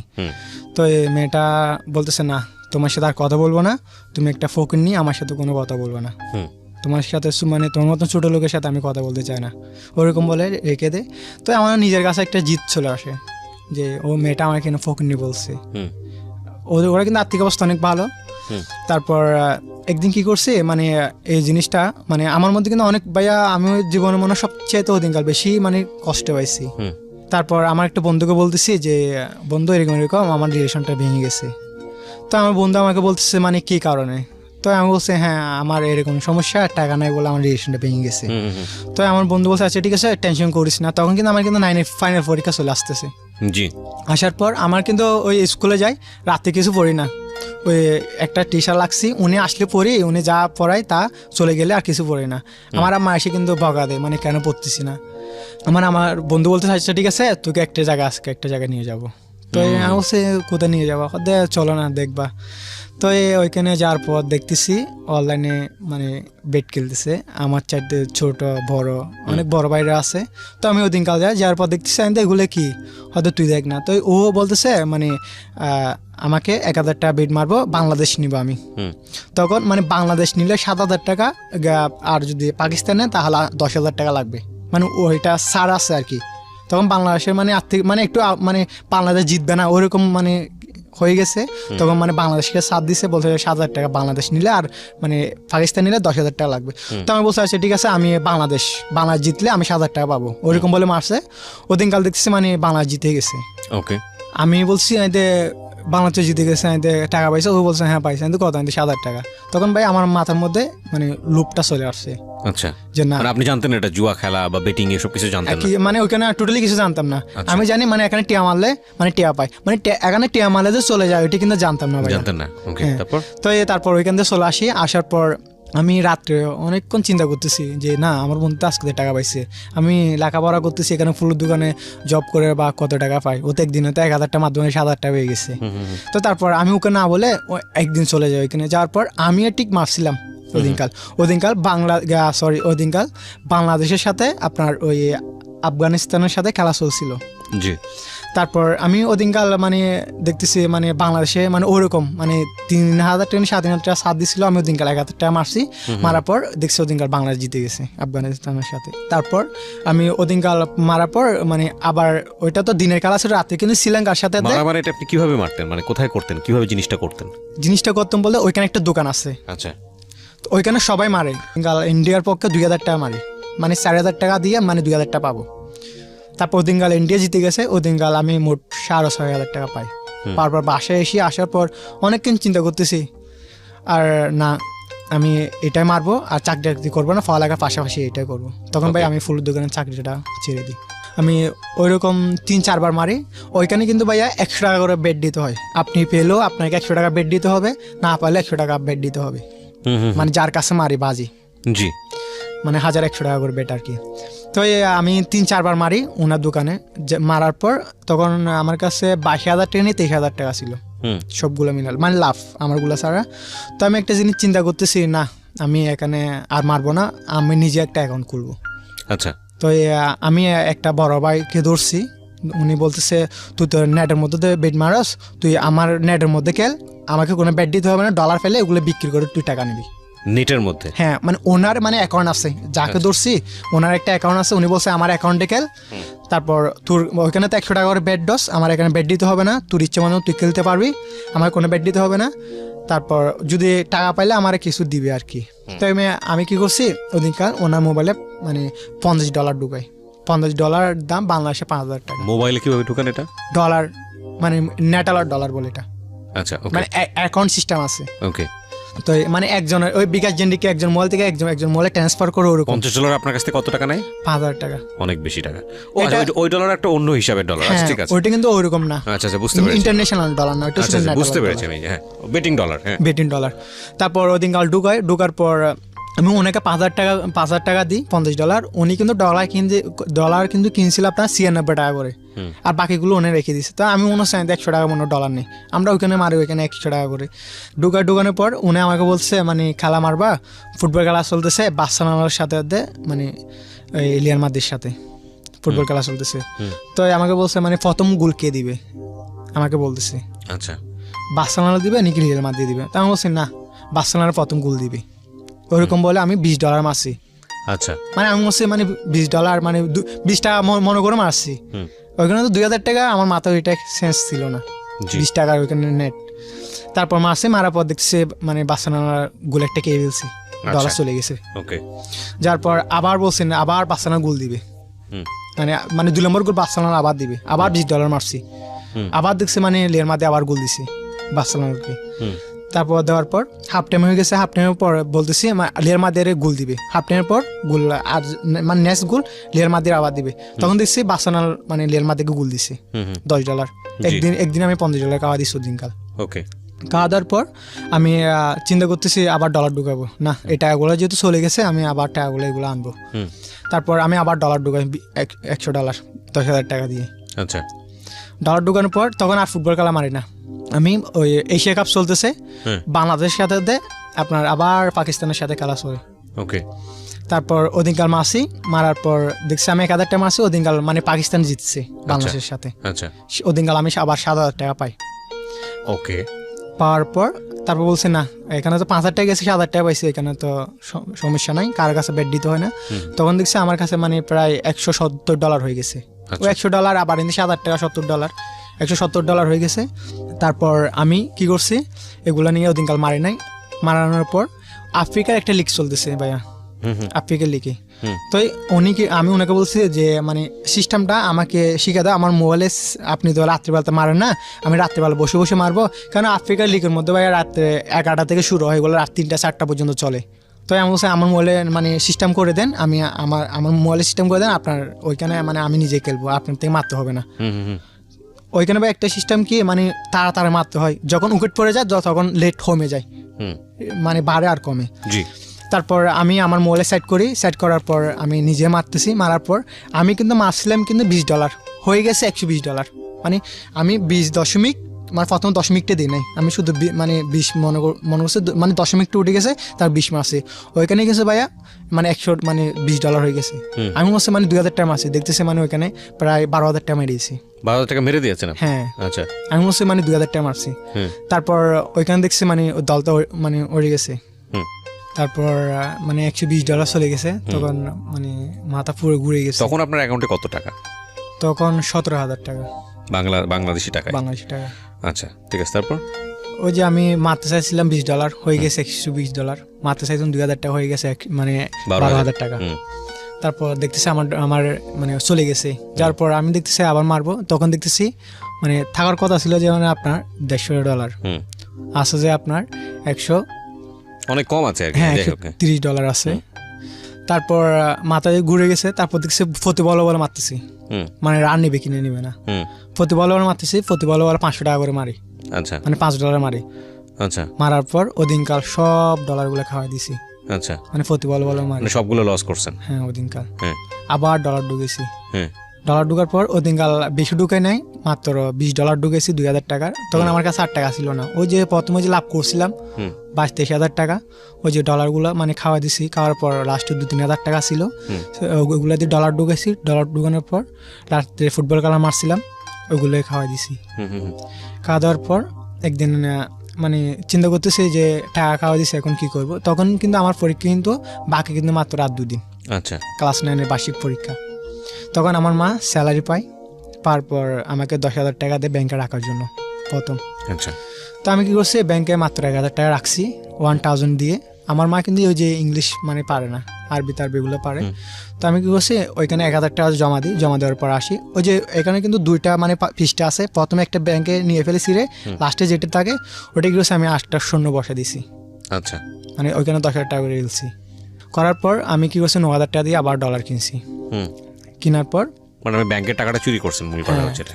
ব্যাংকে দিই না, 1000 টাকা দিয়েছি মাত্র, আর 9,000 টাকা আমার কাছে আছে। 9,000 টাকা আমি ডলার কিনছি। ডলার কেনার পর আমি আবার বিল মারছি, মারার পর 1 সপ্তাহের ভিতরে আবার ডলারগুলো খাওয়াই দিছি। নেশার মধ্যে পড়ে গেলেন কেন? আপনি তো লাভ করেননি প্রথম থেকে, আমি যেটা শুনছিলাম যে খুব একটা লাভ তো করেননি, তারপরও নেশার মধ্যে পড়ে গেলেন। পড়ে গেছি ভাইয়া, ওই যে মানে এই মেয়েটা যে বলছে মানে ফকিরনি, আচ্ছা, তখন মানে একটা জিত চলে আসে। আর যেভাবেই হোক আমাকে বড় লোক হতে হবে, হ্যাঁ, মেয়েটাকে পাওয়ার জন্য, হতে হবে। আর এবং আপনি এই রাস্তাটাই বেছে নিলেন। হ্যাঁ, এটাই নিছি। কেননা এই অ্যাকাউন্টটা কার ছিল? এটা নামটা বলবো ভাইয়া? না না, আমি জানতে চাচ্ছি যে অ্যাকাউন্টটা কার, মানে আপনার নিজের ছিল নাকি আপনার? না, অন্যজনের ছিল। আচ্ছা, বড় ভাইয়ের অ্যাকাউন্ট থেকে আপনি কাজটা করতেন। ঠিক আছে, আমি অবাক হচ্ছি। আমি প্রথমেই বলেছিলাম আপনাদেরকে যে বাংলাদেশে যে জুয়ার ব্যাপারটা, এটা নিয়ে সরকারের সচেতন হওয়া উচিত। আমি জানি সরকার অনেক বেশি প্রোঅ্যাক্টিভ। এই যে কিছুদিন আগে ইন্টারনেটে যে নিরাপদ কন্টেন্টের জন্য আমাদের মাননীয় মন্ত্রী মোস্তফা জব্বার সাহেব যে ধরনের মুভমেন্টে গেলেন, এটা নিঃসন্দেহে প্রশংসার। কারণ আমরা বাংলাদেশিরা আমাদের যে সামাজিক অবস্থা সেই জায়গাটা থেকে এখনও এতটা অ্যাডভান্স লেভেলে আসেনি যে আমাদের এখানে ইন্টারনেট কন্টেন্ট মানে যাচ্ছে তাই কন্টেন্ট করবে। এবং এই জায়গাটা থেকে আমার মনে হয় যে ইন্টারনেটে উনি যেভাবে পর্ন সাইট বন্ধ করার জন্য কাজ নিয়েছেন এবং যেটা করেছেন সফলতার সঙ্গে, আমি বলবো এটা নিঃসন্দেহে প্রশংসার। যেটা ওনার আগের মন্ত্রীও যিনি ছিলেন উনিও চেষ্টা করেছিলেন করার জন্য, কিন্তু ওনার মতো সফল হতে পারেননি, বিশেষ করে মোস্তফা জব্বারের মতো সফল হতে পারেননি তিনি আগের মন্ত্রী, আমি বলবো, এটা আমার ব্যক্তিগত অপিনিয়ন। এবং একই সাথে আরেকটা জিনিস যেটা বলতে চাই যে উনি বলেছেন কিছু বেটিং সাইটও বন্ধ করেছি। আমি স্যারকে রিকোয়েস্ট করব আজকের এই অনুষ্ঠানের মধ্য দিয়ে, আমি ঠিক জানি না ওনার কানে পৌঁছাবে কিনা, যে এই বিষয়টাতে আরও বেশি, আমি মনে করি পর্ন সাইট যতটা ভয়ঙ্কর তার চেয়ে কোনো অংশেই এই যে বেটিং সাইটগুলো আছে, জুয়া খেলার যে সাইটগুলো আছে, সেগুলো কোনো অংশেই কম নয়। কারণ ওটা তো মাথাকে শেষ করে দেয়। এটা শুধু মাথা না, এটা একটা মানুষকে পথে নামিয়ে দিতে পারে। এবং এটা বহুবার আমি সিক্রেটসে আপনাদেরকে দেখিয়েছি। আমি আজকের এই অনুষ্ঠানে এই রকম একটা ছেলেকে নিয়ে এসেছি এই বেটিংয়ের জায়গাটা থেকে। গল্পটা সেরকম রোমাঞ্চকর নয় আমি জানি, কিন্তু আমি আপনাদেরকে একটা কথা বলার জন্য নিয়ে এসেছি। সেটা হলো যে এই রকম একটা ছেলে যার পারিবারিক ব্যাকগ্রাউন্ড এরকম, যে একেবারে প্রান্তিক লেভেলের একদম এক্সট্রিম পোর লেভেলে বসবাস করে, তার কাছেও এই বেটিংটা সহজলভ্য হয়ে গেছে, ইন্টারনেটে বেটিং। তার মানে বোঝেন যে এটার ব্যাপ্তি কতখানি। জি বলুন, তারপর কন্টিনিউ করুন। তারপর ভাইয়া ওই যে 10,000 টাকা চুরি করলেন, চুরি করে খাওয়া দিয়েছে 9,000 টাকা। তখন আপনি কোন ক্লাসের স্টুডেন্ট? আমি ক্লাস 9 এর। তখন ক্লাস 9 এর স্টুডেন্ট। আচ্ছা, তারপর আমি যখন রাত্রে বাসায় আসি তখন আমার চেহারার দিকে তাকাই, তারপর আমার আম্মার চেহারার দিকে দেখে আমি পুরো কান্না করে দিয়েছি ভাইয়া। তারপর আমি মানে কি বলবো, ওদিনকাল অনেক কষ্ট পাইছি। চেহারার দিকে তাকায় তুমি কান্না করে দিয়েছো? মানে তুমি করে বললাম কেন, কারণটা কি? মানে আমার 1 মাসের পরিশ্রমের টাকা। মা তো কিন্তু তখনও জানে না এটা কিন্তু ভাই তোমার খুব খারাপ লেগেছে ভিতরে, অনেক খারাপ লাগছে। This is the important thing. দেখেন, আমি সবসময় একটা কথা বলি যে একজন মানুষ হয়তো লোভে পড়ে পাপ করে বা সিচুয়েশনালি হয়তো করে ফেলে, ওই মানুষটাকে ছোট করা উচিত নয়, এই কারণে যে তার মধ্যে তখনও মনুষ্যত্ব আছে, যদি সম্ভব হয়। ওকে, হ্যাঁ বলেন। তারপর কান্না ধরার পর আমি ওদিনকার রাত্রে পাতাত খাই নাই। না খাওয়ার পর আমি কিন্তু ঘুমাইছি ভাইয়া, মাথাটা দিছি আমার পায়ে, মানে আমার মায়ের পায়ে নিচে, মানে পায়ের উপরে, মানে মাথাটা দিয়ে ঘুমিয়ে গেছি ওদিনকাল। আচ্ছা। তারপর ফজর বেলা উঠে আমার আম্মা বলছে মানে রাত্রে এইভাবে কেন ঘুমিয়েছে, তো বলছে না মনে হয় ঘুমিয়ে বসে তত এরকম হয়ে গেছে। তারপর আমার মা জবে চলে যায়। তারপর ওই যে আমি যে ফুলের দোকানে যে আগে যে চাকরি করতাম, ওনার দোকান থেকে মানে একটা মানে পার্টনার কাস্টমার, তারপর আমার কল দিছে, বলছে মানে একটা ভিডিও প্রোগ্রাম করার জন্য। তো আমি অর্ডার নেওয়ার পর ওইখানে আমি প্রায় 2-3-4,000 টাকা লাভ করি ভিডিও প্রোগ্রাম করে। আমি 8,000 টাকা আবার ডলার কিনি। আচ্ছা, ডলার কেনার পর ওই আমি কিন্তু তখন কিন্তু মানে $20 কিনছি, $20 দিয়ে কিন্তু আমি কিন্তু আবার কিন্তু $100 করে ফেলছি। 2,000 টাকা দিকে আমি 10,000 টাকা করে ফেলছি। তো আমি ভাবতেছি আমি তো সবসময় তো খাওয়াই দিই, যে আমার মার থেকে তো আমি 9,000 টাকা নিচ্ছি, তাহলে আমি ডলারগুলো বিক্রি করে ফেলবো। আচ্ছা, মানে চিন্তা ভাবনা ছিল। তারপর ওইখানে মানে ডলার বিক্রি করার জন্য ভাইয়া মানে একটা অ্যাকাউন্টের থেকে আরেকটা অ্যাকাউন্টে মানে ট্রান্সফার করতে হয়। আচ্ছা, তো আমি কি করছি যে না $20 মানে $100 করছি, আমি আরো $100 করবো করে তারপর একসাথে সবগুলো আমি বিক্রি করে ফেলবো $20 রেখে। তারপর আমার কিন্তু তখন পরীক্ষা শুরু হয়ে গেছে। জি। আমার পরীক্ষা দেওয়ার পর ওদিনকাল মানে যেদিনকাল আমি ডলার কিনছি $20 $100 করছে, ওদিনকাল কিন্তু আমার ম্যাথ পরীক্ষা তারপর দিন, ওদিনকাল রাতে কিন্তু খেলতেছি। তারপর আমি কি করছি ভাইয়া, মানে আবার মানে একই সিস্টেম করে মানে আমি আবার বেট খেলছি, কালাফর দেখছি আবার মানে সবগুলো খাওয়া দিছি। আচ্ছা, তখন কিন্তু ভাইয়া মাথায় একদম মানে মাঝে সাথে পুরো গরম হয়ে গেছে। গরম হওয়ার পর আমার একটা মোবাইল ছিল, এমআই মোবাইল, মোবাইলটা আমি বিক্রি করে দিয়েছি, নিয়েছিলাম 9,500 টাকা দিয়ে, ওইটা আমি 4,000 টাকা বিক্রি করেছি ওদিনকালে। আমি কিন্তু বাসায় বলছি আমার মোবাইলটা হারিয়ে গেছে, সাথে সাথে কিন্তু ডলার ঢুকার পর আমি কিন্তু আমার পরীক্ষা দেয়, ওইটা কিন্তু আমার কিন্তু মাথায় কিন্তু কাজ করতেছে না যে পরীক্ষা, আমি বলছি পরীক্ষা দেওয়ার কোনো দরকার নেই, আমি বেট খেলবই। আমি ওদিনকাল মানে মানে মোটামুটি একটু মানে বাড়াই আর কি, ওই যে প্রথমে $100 খাওয়া দিছি, খাওয়া দেওয়ার পর আবার মানে $40 কিনছি, ওইগুলো দিয়ে মানে $60 করছি, করার পর তারপর দিয়ে পরীক্ষা দিতে যাই, পরীক্ষা দেওয়ার পর মানে পরীক্ষা দিয়ে আসার পর আমি আবার বেট খেলার পর তারপর দিন দেখছি মানে আবার মানে অ্যাকাউন্টে আমি ডলারগুলো খাওয়া দিছি। তারপর ওই যে আমি যার অ্যাকাউন্টে মারি ওনায় কিন্তু একটা লাভ আছে ভাইয়া, মানে প্রতি সপ্তাহে কিন্তু ওনায় কিন্তু বোনাস দেয়, ওইটা কিন্তু আমি কিন্তু জানি না। আচ্ছা, মানে ডলার যে বোনাস দেয় ওইটা কিন্তু আমি কিন্তু জানি না। তো আমি যার থেকে ডলার কিনি উনি আমাকে বলতেছে যে মানে তুমি তো খাওয়া দিতে আসো, মানে প্রায় 20-25 টাকা উপরে খাওয়া দিচ্ছ, তাহলে তোমাকে ওইখানে কি বোনাস টোনাস দেয়? আমি তো ভাই বোনাস টোনাস বলতে আমি তো এগুলো বুঝি না, কি বোনাস, আমি তো এমনি নেট এগুলো বুঝি, বোনাস কি হতে প্রতি বৃহস্পতিবারে মানে একটা বোনাস আছে, আপনি যদি 30,000 টাকা যদি একসাথে প্রতি মারেন তাহলে আপনাকে $20 $15 ওরকম বোনাস দেয়, আর যদি মারেন 2-3 হাজার টাকা মারলে $5 আপনাকে বোনাস দেবে প্রতি সপ্তাহে। আচ্ছা, মানে ফ্রি দিল? হ্যাঁ ফ্রি দিবে, না মারলে দিবে না, মারলে ফ্রি দিবে, সপ্তাহে 3 বার মারতে হবে বা 3 দিন পর্যন্ত মারতে হবে। তারপর আমার তো মানে মাথার চিন্তা ধরে গেছে, আমি তো 2 মাস ধরে তো ওর অ্যাকাউন্টে মানে বেট মারি, তাহলে তো বোনাসটা পাওয়ার কথা, কেননা আমি তো 15,000 টাকা মারছি, 15,000 আমি না পারলেও 14,000 টাকা বোনাস পাবো, আমি বোনাসগুলো পাইনি। তো আমি কি করছি, ওনাকে না বলে একটা বড় ভাইয়ের সাথে আমি কথা বলছি যে ভাই আমার একটা অ্যাকাউন্ট খুলে দেন আমার নিজের নামে। তো উনি বলছে খুলে দিতে পারবে, কিন্তু একটা সত্য, কিন্তু নাম বলতে পারবে না, কেননা এটা বাংলাদেশে এখনো বৈধ না। তখন বলছে হ্যাঁ সমস্যা নাই। তো উনি বলছে আচ্ছা ঠিক আছে, আমার একটা অ্যাকাউন্ট আছে, এটা আমি মানে বেশি দিব, তুমি নেবে কিনা? তখন বলছে ভাই কত, হয়তো 3,000 টাকা দিয়ে। তো এমন আচ্ছা ঠিক আছে সমস্যা নেই। তো এই পাসওয়ার্ড টাসওয়ার্ড সবগুলো শেষ করে দিছে, নামতাম সবগুলো শেষ করে দিছে, ওই শুধু মানে অ্যাকাউন্টের নামটা আছে ওনার নামে, ওই পাসওয়ার্ডটা সবগুলো শেষ করে দিছি। শেষ করে দেওয়ার পর এখন আমার নিজের কাছে অ্যাকাউন্ট চলে আসছে।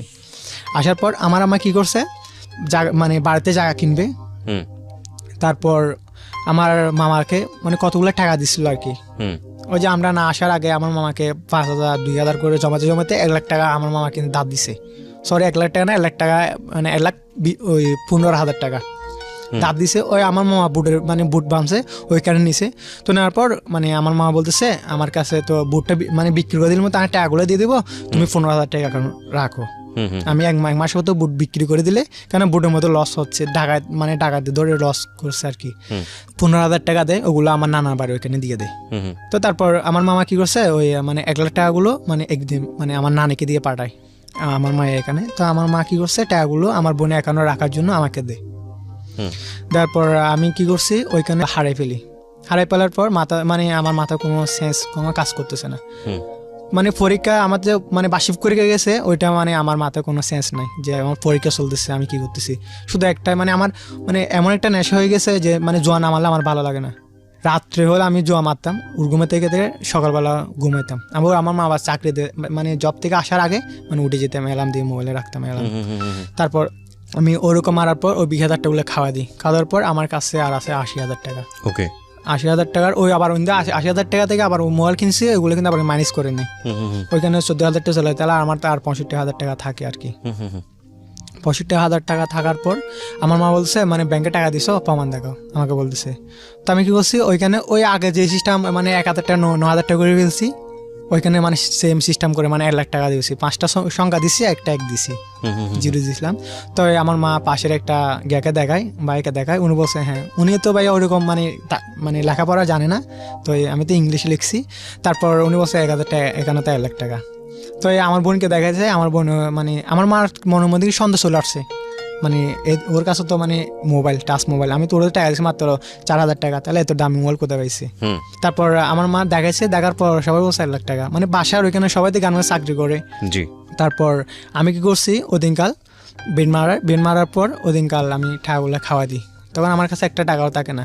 তখন আমি মাঝখানে প্রায় 1 মাস বিরত ছিলাম, আর মারি নাই। ওই যে 65,000 টাকা কিন্তু আমার কাছে আছে, কিন্তু মোবাইলে আছে 65,000 টাকাগুলো আছে, নেট মানে আমার কাছে আমার অ্যাকাউন্টে আছে। তারপর বাংলাদেশে বিপিএল আসছে, এবারে বিপিএলের কথা বলতেছি, 2019-এ বিপিএল। তারপর বিপিএল আসার পর আমি আবার মানে আপনার $600 ঢুকাই, 40,000 টাকা দিয়ে। ঢুকানোর পর আমি মানে বেট মারার পর দেখছি মানে আমার প্রায় 15-20 দিনের ভিতরে মানে ওই 40,000 টাকাগুলো আবার খাওয়াই দিই। মানে আমি এমন মানুষ তো মানে দেখি আপনার মানে 1-2টা মারে, আমি প্রতি বলে মারি ভাইয়া, প্রতি বলে মানে এই ব্যাটসম্যান করার নিবে, মানে প্রথম উইকেট কি এলবি হবে নাকি আউট হবে, ক্যাচ আউট হবে নাকি বোল আউট হবে, ওরকম।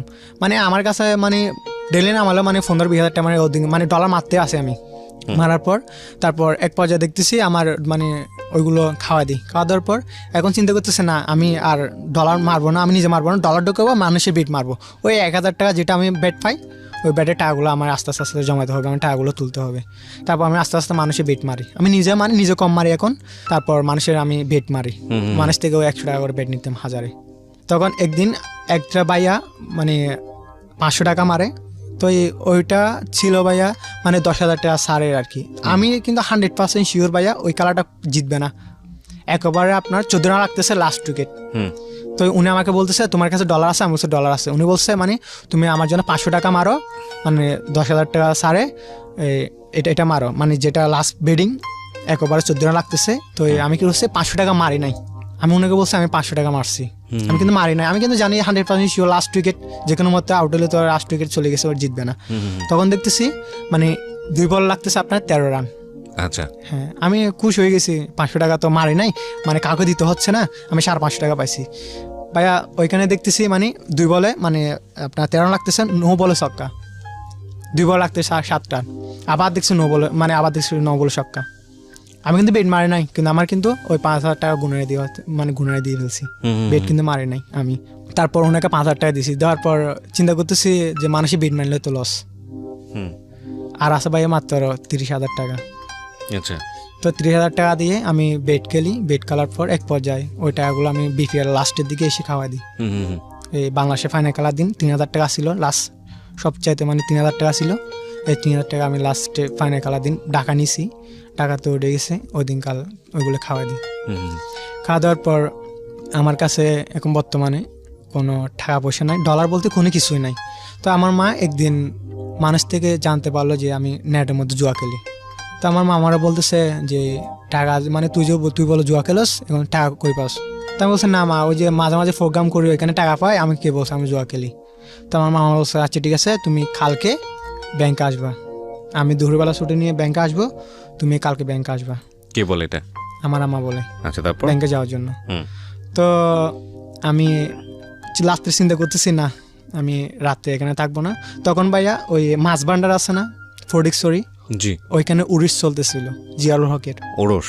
জি ওইখানে আমি ওইদিনকার মানে আমাকে কালকে মানে নিয়ে যাবে আর কি, আমি ওইখানে উড়িসে চলে যাই। আমি জানি যে আমার নির্ঘাত ধরা। তারপর ওইখানে আমি 4 দিন ছিলাম। আমি ওইখান থেকে আমার মামার ফোন করতেছে, মানে কোথায়? আমি বলছিলাম না তো একটা কাজ আসছি, আমার যেতে একটু লেট হবে। আচ্ছা ঠিক আছে, তোমার কাজ সারার পর তুমি দুপুরবেলা ব্যাংকে আসিও, আমি ব্যাংকে আসতেছি। আমি কিন্তু ফটিকছড়ি যেটি কিন্তু আমার আমাকে বলি নাই। তারপর আমার মা ব্যাংকে আসে, আসার পর এখানে জানতে পারে ব্যাংকে মাত্র 3,000 টাকা। কত টাকা থাকার কথা? 1,40,000 টাকার। ওনার তো সেন্সলেস হয়ে যাওয়ার কথা, কারণ এত কষ্টের টাকা। তারপর কি হলো? তারপর আমার মা ওইখানে মাথা ঘুরে পড়ে গেছে। তারপর আমি যে এখানে আমার মা জানে, তো দুপুরবেলা আসার পর এখানে ব্যাংক থেকে আমাকে কল দেয়। কল দেওয়ার পর 3-4 বার কল দেয়, আমি ফোন রিসিভ করি না। তারপর আমার মার মোবাইল থেকে অনেকবার কল দেয়, প্রায় 40-50টা কল দেয়, আমি রিসিভ করি না। ওই যে আমি যার কাছে থাকতাম ফুলের দোকানে চাকরি করি, উনি আমাকে কল দেয়। তারপর আমি উনি মোবাইল রিসিভ করি না, আমার বোনে কল দেয়, আমার নানার বাড়ি থেকে কল দেয় সবাই, ওই দিনকাল ফোন রিসিভ করি না। আমার মাকে মনে হয় পানি টানি দিয়ে মনে হয় সেন্সলেস আনার পর আমার বোনের কল দিছে, আমার বোন ওইখান থেকে নিয়ে আসার পর আমার মা, আমি শুনছি আমার মা নাকি টাকা করে নাকি চিন্তা করতেছে যে এতগুলো টাকা খাওয়া দিছে, এখন এগুলো কি করব। তারপর আমি আর বাসায় যাই না, আমার বোনকে কল দিই। বোনকে কল দেওয়ার পর আমার বোনের বলতেছে আমার মা কি অবস্থা। তো আমার বোনে বলতেছে আমাদের মা মারা গেছে। কি বলেন? আমার বোনই বলতেছে তোর কোনো মা নাই, তোর মা মারা গেছে। ও আচ্ছা, ঠিক আছে, মানে অভিমান করে বলেছে। হ্যাঁ। ওকে, তারপর? তো আমি কথা বলতে চাইছিলাম কিন্তু কথা বলতে পারি নাই। তারপর ওইখান থেকে ডাইরেক্ট আমি বাসায় যাই না, আর ওইখান থেকে 4 দিনের শেষে আমি আসি। আসার পর আমি আর বাসায় যাই না, আমার একটা বন্ধুর বাসায় আসি। এখন পর্যন্ত মানে ওর বাসায় আসি আর কি। এটা কবেকার ঘটনা লাস্ট? এটা এই জানুয়ারির 19 তারিখের কথা। জানুয়ারির 19 তারিখের কথা। হ্যাঁ। এরপরে আপনি মার সঙ্গে আর যোগাযোগ করতে পারেননি? এখন আর যোগাযোগ করতে পারতেছি না, মানে টোটালি আমার সাথে কথা বলতেছে না। আমি অনেকবার মানে আমার মানে পাশে বন্ধু যারা আছে ওদেরকে ফোন করি, ফোন করার পর ওরা বলতেছে মানে অবস্থা খারাপ, মানে টাকার জন্য চিন্তা করতেছে, অনেক অসুস্থ হয়ে গেছে, আমি যেতে পারতেছি না। কেন যাচ্ছেন না? আমি জেলে তো ভাই আমাকে আর ওরা নিবে না। কে নিবে না? আমার আম্মা তো নিবে না। কে বলছে আপনাকে নিবে না? বলতে আমি এত টাকা যে খাওয়া দিছি এটা ভাইয়া অনেক কষ্টের টাকা। আমি যে ছেলে আমার মারে নিজে রোজগার করে দেওয়ার কথা। এগুলো সব ঠিক আছে, উপলব্ধি। আপনি যে কথাটা বুঝতে পারছেন, আপনি ভুলটা বুঝতে পারছেন। 1,40,000 টাকা আপনার মার জন্য, মানে এগুলা কোটি কোটি টাকার সমান। হ্যাঁ, এটা হচ্ছে আমাদের বাসার টাকা, বাড়ি করার টাকা। হ্যাঁ, বাড়ি করার। আপনার লেখাপড়াটা বন্ধ হয়ে গেছে এই ঘটনার প্রেক্ষাপটে। তো এসএসসি পরীক্ষা দিতে পারতেছি না। এখন সবাই এসএসসি পরীক্ষা দিচ্ছে, আমি এসএসসি পরীক্ষা দিতে পারতেছি না, শুধুমাত্র এই বেটিং করার কারণে। যেহেতু বাড়িতে যেতে পারছেন না, সুতরাং আপনি পরীক্ষা দিতে পারছেন না। এই বেটিং এর জন্য। এই 1,40,000 টাকা কিংবা আপনি যে টাকাগুলো খরচ করেছেন, এটা তেমন ক্ষতি না যতটা ক্ষতি হয়েছে এই এসএসসি পরীক্ষা দিতে না পারাটা। তার চেয়েও বড় ক্ষতি হয়ে যাবে জীবনে যদি আপনি মাকে হারান। আমি আপনাকে যে পরামর্শটা দিব সেটা হলো, আমি জানি না এই অনুষ্ঠানটা শুনছেন কিনা, আপনি অতি দ্রুত মার কাছে যান। আপনার মায়ের একটাই সন্তান না, আপনি? উনি তার বিয়ে করেননি? না না, আর করে না। আমাদের চেহারার দিকে দেখে আর বিয়ে হাতে করে না। আপনার মা, আপনি হচ্ছেন ছেলে, আর একটা মেয়ে আছে আপনার চেয়ে একটু বয়সে বড়। ওর কি বিয়ে হয়েছে? না, বোনের বিয়ে হয়। বোনের এখনো বিয়ে হয় মানে ঘর বাংলা বিয়ে দিবে ও সিস্টেমের। আহা, তার মানে বিষয়টা দাঁড়িয়েছে এরকম যে এই ঘর রেডি হলে তারপরে বিয়ে হতো, সেই টাকাটা আপনি এই বেটিং করে, জুয়া করে নষ্ট করে দিয়েছেন। জি। বাংলাদেশ প্রতিদিনের একটা খবর আপনাদেরকে একটু শোনাতে চাই প্রিয় শ্রোতা। বাংলাদেশ প্রতিদিনের 18 ফেব্রুয়ারির একটা খবর, সেটা হচ্ছে বন্ধ হচ্ছে আরও 15,636টি পর্ন সাইট। এবং সেটা পড়ি, আরও 15,636টি পর্ন এবং 2,235টি জুয়ার সাইট বন্ধ করার কথা জানিয়েছেন ডাক, টেলিযোগাযোগ ও তথ্যমন্ত্রী মোস্তফা জব্বার। আমি তাকে অবশ্যই সাধুবাদ জানাই। এই ধরনের একটা, এটা তিনি তার মানে ভেরিফাইড যে ফেসবুক পেজ আছে সেখানে তিনি জানিয়েছেন। এবং মন্ত্রী নিশ্চয়ই জ্ঞাত আছেন আমি তাকে যে কথাটা বলতে চাই, বাংলাদেশে কোনো কিছুই এগুলো বন্ধ হবে না যদি প্রক্সি সার্ভারগুলো ওকে থাকে, যদি ভিপিএন করা যায়।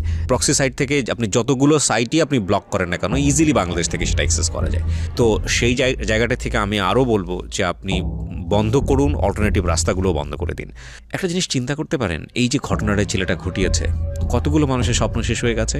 তার মার স্বপ্ন শেষ হয়েছে, তার নিজের স্বপ্ন শেষ হয়েছে, তার বোনের স্বপ্ন শেষ হয়েছে, এবং শুধুমাত্র লোভে পড়ে একটা মেয়েকে দেখাতে হবে তার জীবনে পয়সা রোজগার করে যে না আমিও পারি, সেটার জন্য অন্য একটা রাস্তায় গিয়েছিল। মেয়েটা তো গেছেই, নিজের পরিবারে চলে গেছে। এটা আপনার জীবনের একটা অনেক বড় ক্ষতি। এবং আপনার এই ক্ষতির কথা শুনে আপনি যেভাবে বলেছেন, গল্প তেমন একটা মজার ছিল না, কিন্তু যারা শুনেছেন সেখানে একটা বিশাল মেসেজ আছে। এই মেসেজের জায়গাটি থেকে প্রত্যেকটা মানুষের সচেতন হওয়া উচিত। হ্যাঁ, হয়তো বেটিংয়ে গিয়ে আপনি চট জলদি 2, 4, 5, 10,000 টাকা আপনি জিতে গেলেন। আপনাকে মনে রাখতে হবে আপনি যত টাকা জিতলেন ঠিক জ্যামিতিক হারে তার চেয়ে অনেক গুণ টাকা আপনার কাছ থেকে নিয়ে নেওয়া হবে। এবং অনেকেই মনে করেন যে জেতার পরে আমি আর খেলবো না, জেতার পরে রেখে দিব। কিন্তু অদ্ভুত বিষয় হচ্ছে, জেতার পরে আপনাকে যখন হারানো শুরু হয়, এত কেমিস্ট্রি আছে, এই কেমিস্ট্রিতে আপনি ডুবে যাবেন এবং আপনি ওখান থেকে আর উঠতে পারবেন না। সো এটা ভয়ানক রকমের নেশা, জুয়া একটা ভয়ানক রকমের নেশা। সো এখানে ডুবে যাবেন না। আমি আপনাকে ধন্যবাদ জানাই যে আপনি এখানে আসছেন। আপনাকে আমি একটা রিকোয়েস্ট করতে পারি, অনুরোধটা আপনি শুনবেন আশা করি। আপনি আজকের পরে যে অবস্থায় হোক না কেন, যাই হোক না কেন, মার সন্তান আপনি।